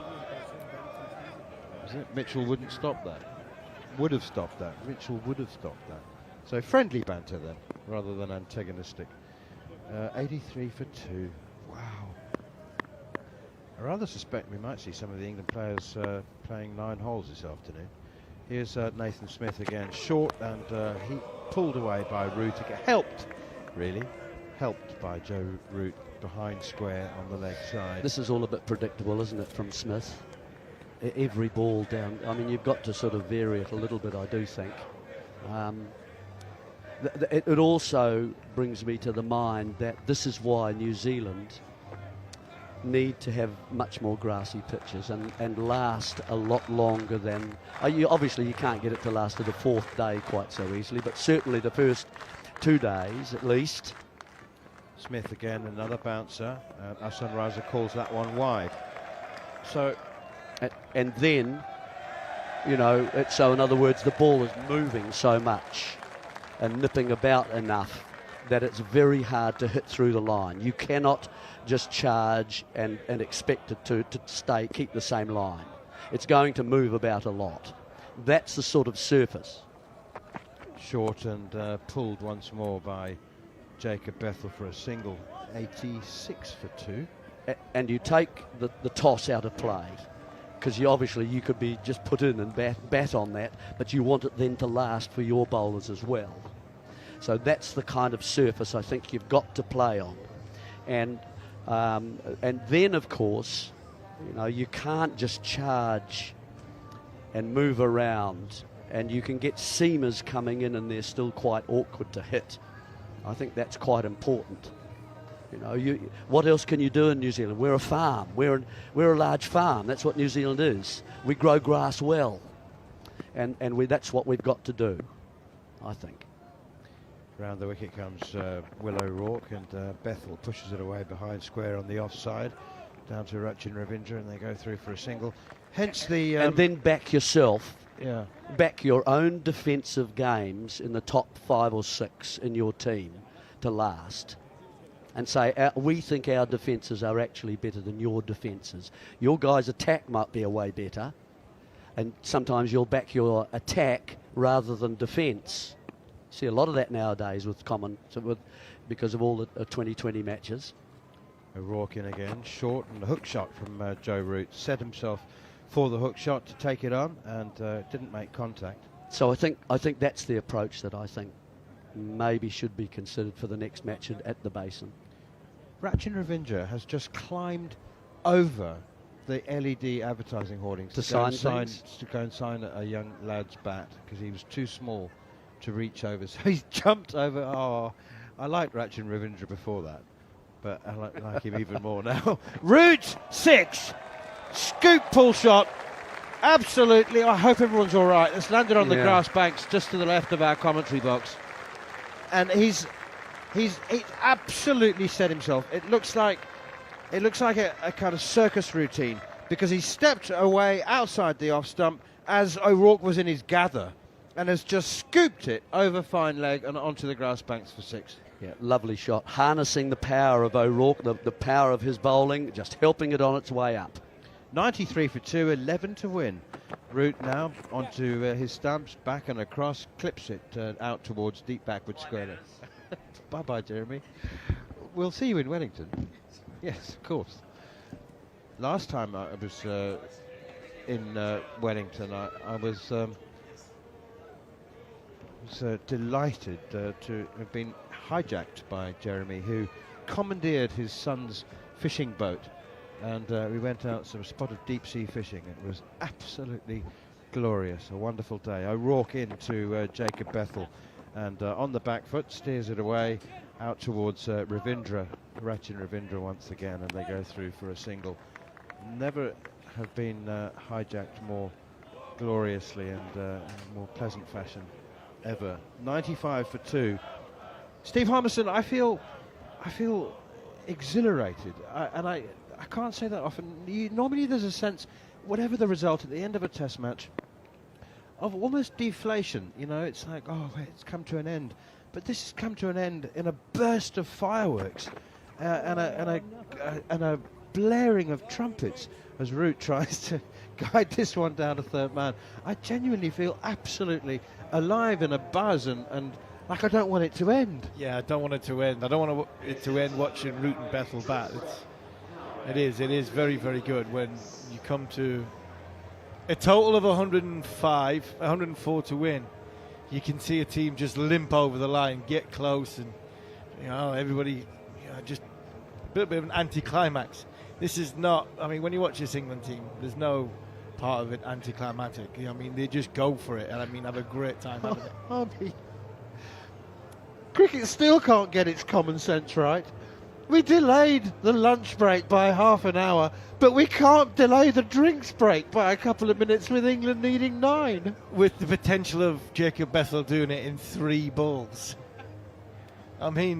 It's gonna be crazy. Jacob Bethel is going to walk off this field, hopefully in and overs time. He might get to 50. You just never know. And he's just filled him up. He's just filled his belly up with a sort of an energy drink, and he's then going to be thrust with champagne and alcohol as to celebrate his first Test win. Hopefully his first not out, potentially his first Test 50. I mean, it is bizarre. We do have a great way of punching ourselves in the face, don't we, as cricket? I don't think New Zealand wanted it, and I think that's what Tom Latham is having a word with Rod Tucker about. New Zealand came on this field with a conscious effort to getting through the overs because their over rate's down and they've got a chance for the World Test Championship. We've seen when they got the wicket of Crawley, they ran straight, they were more or less straight back. Everybody was in a fielding position before Jacob Bethel got onto the field. I just wonder there, Tom Latham deep in discussion with the senior umpire, Rod Tucker, and I just wonder if he was saying that. Why did we have that drinks break? Did we really need that drinks break? That was preposterously silly. That was really, really unnecessary. Maybe the umpires were thirsty. It's their prerogative. They called the drinks on. I'm sorry, it's drinks time, and that is what we will do. It's like 6 o'clock having a beer. That's what you do, 6 o'clock. 6 o'clock. Here's Nathan Smith. Short to Bethel. Hooks it out towards deep mid-wicket and it's gone for 6. Jacob Bethel. What a shot. He's showing anybody and everybody who had any doubts about the talent, the raw, sparkling talent to which the England captain and coach have referred. He's showing it in spades. It's a short burst of activity, but wow, it's lit up the end of this match. I said a bit earlier, I don't think he's a Test match number 3, but he's definitely a Test match cricketer. Boy, is he a Test match cricketer. 2 men out, 1 mid-wicket. There's about 20 yards difference between Tim Southee and Rachin Ravindra out and a 70-metre boundary, and Jacob Bethel just plonked it straight over the top of them. You could finish it in 2 balls.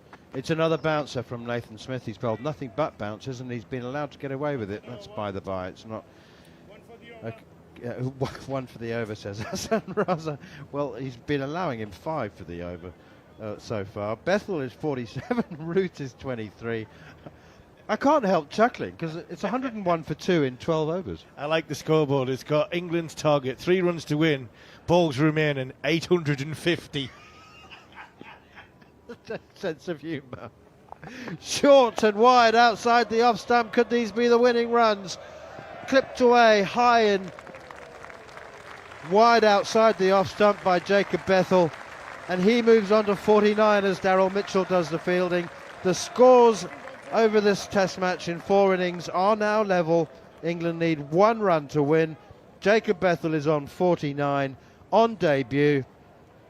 He is going to reach his 50 and score the winning runs in his debut Test match. I just hope he does.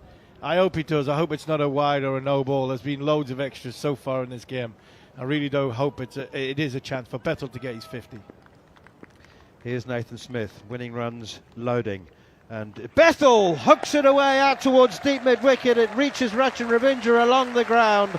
Bethel takes the single, claps his bat on his gloves. England have won the Test match by 8 wickets.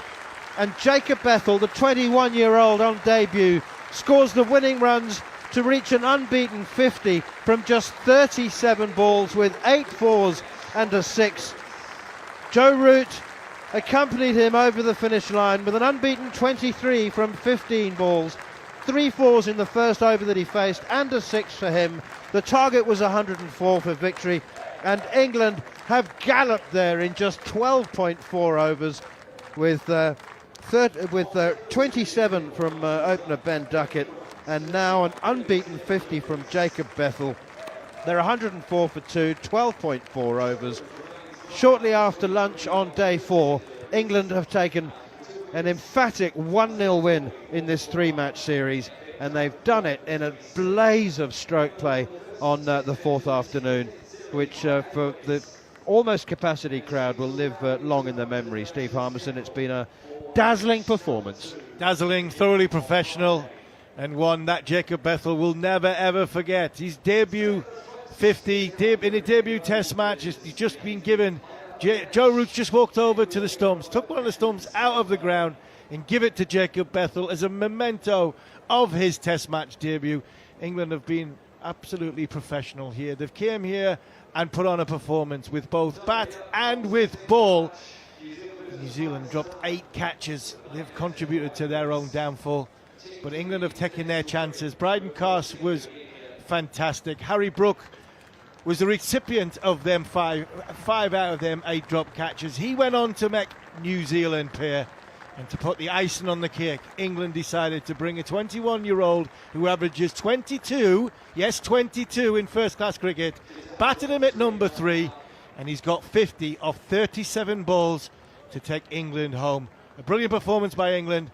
Ben Stokes' team goes 1-0 up in this 3-match series. And if he lives up to half of the potential being flagged up for him, Harmy, he's going to have to build an extension to keep all the stumps in there that he's going to collect over the years. Manners, I mean, yes, I question the number 3 spot, but I don't question the Test match ability. This boy has got a huge Test match future going forward. Where he fits in, that's up to him, and he will forge that. But what I've seen so far in the Caribbean coming into here, I had no doubt that he's got the ability. Just wondered if he had the temperament to play over the longer format. And boy, he's just shown that. An excellent performance. Carse, Brook, Stokes, and Bethel at the end there. I mean, England have thoroughly outplayed New Zealand. New Zealand have helped that by missing the chances that they did. But take nothing away from that. England have been excellent, and they deserve to go 1-0 up going into Wellington.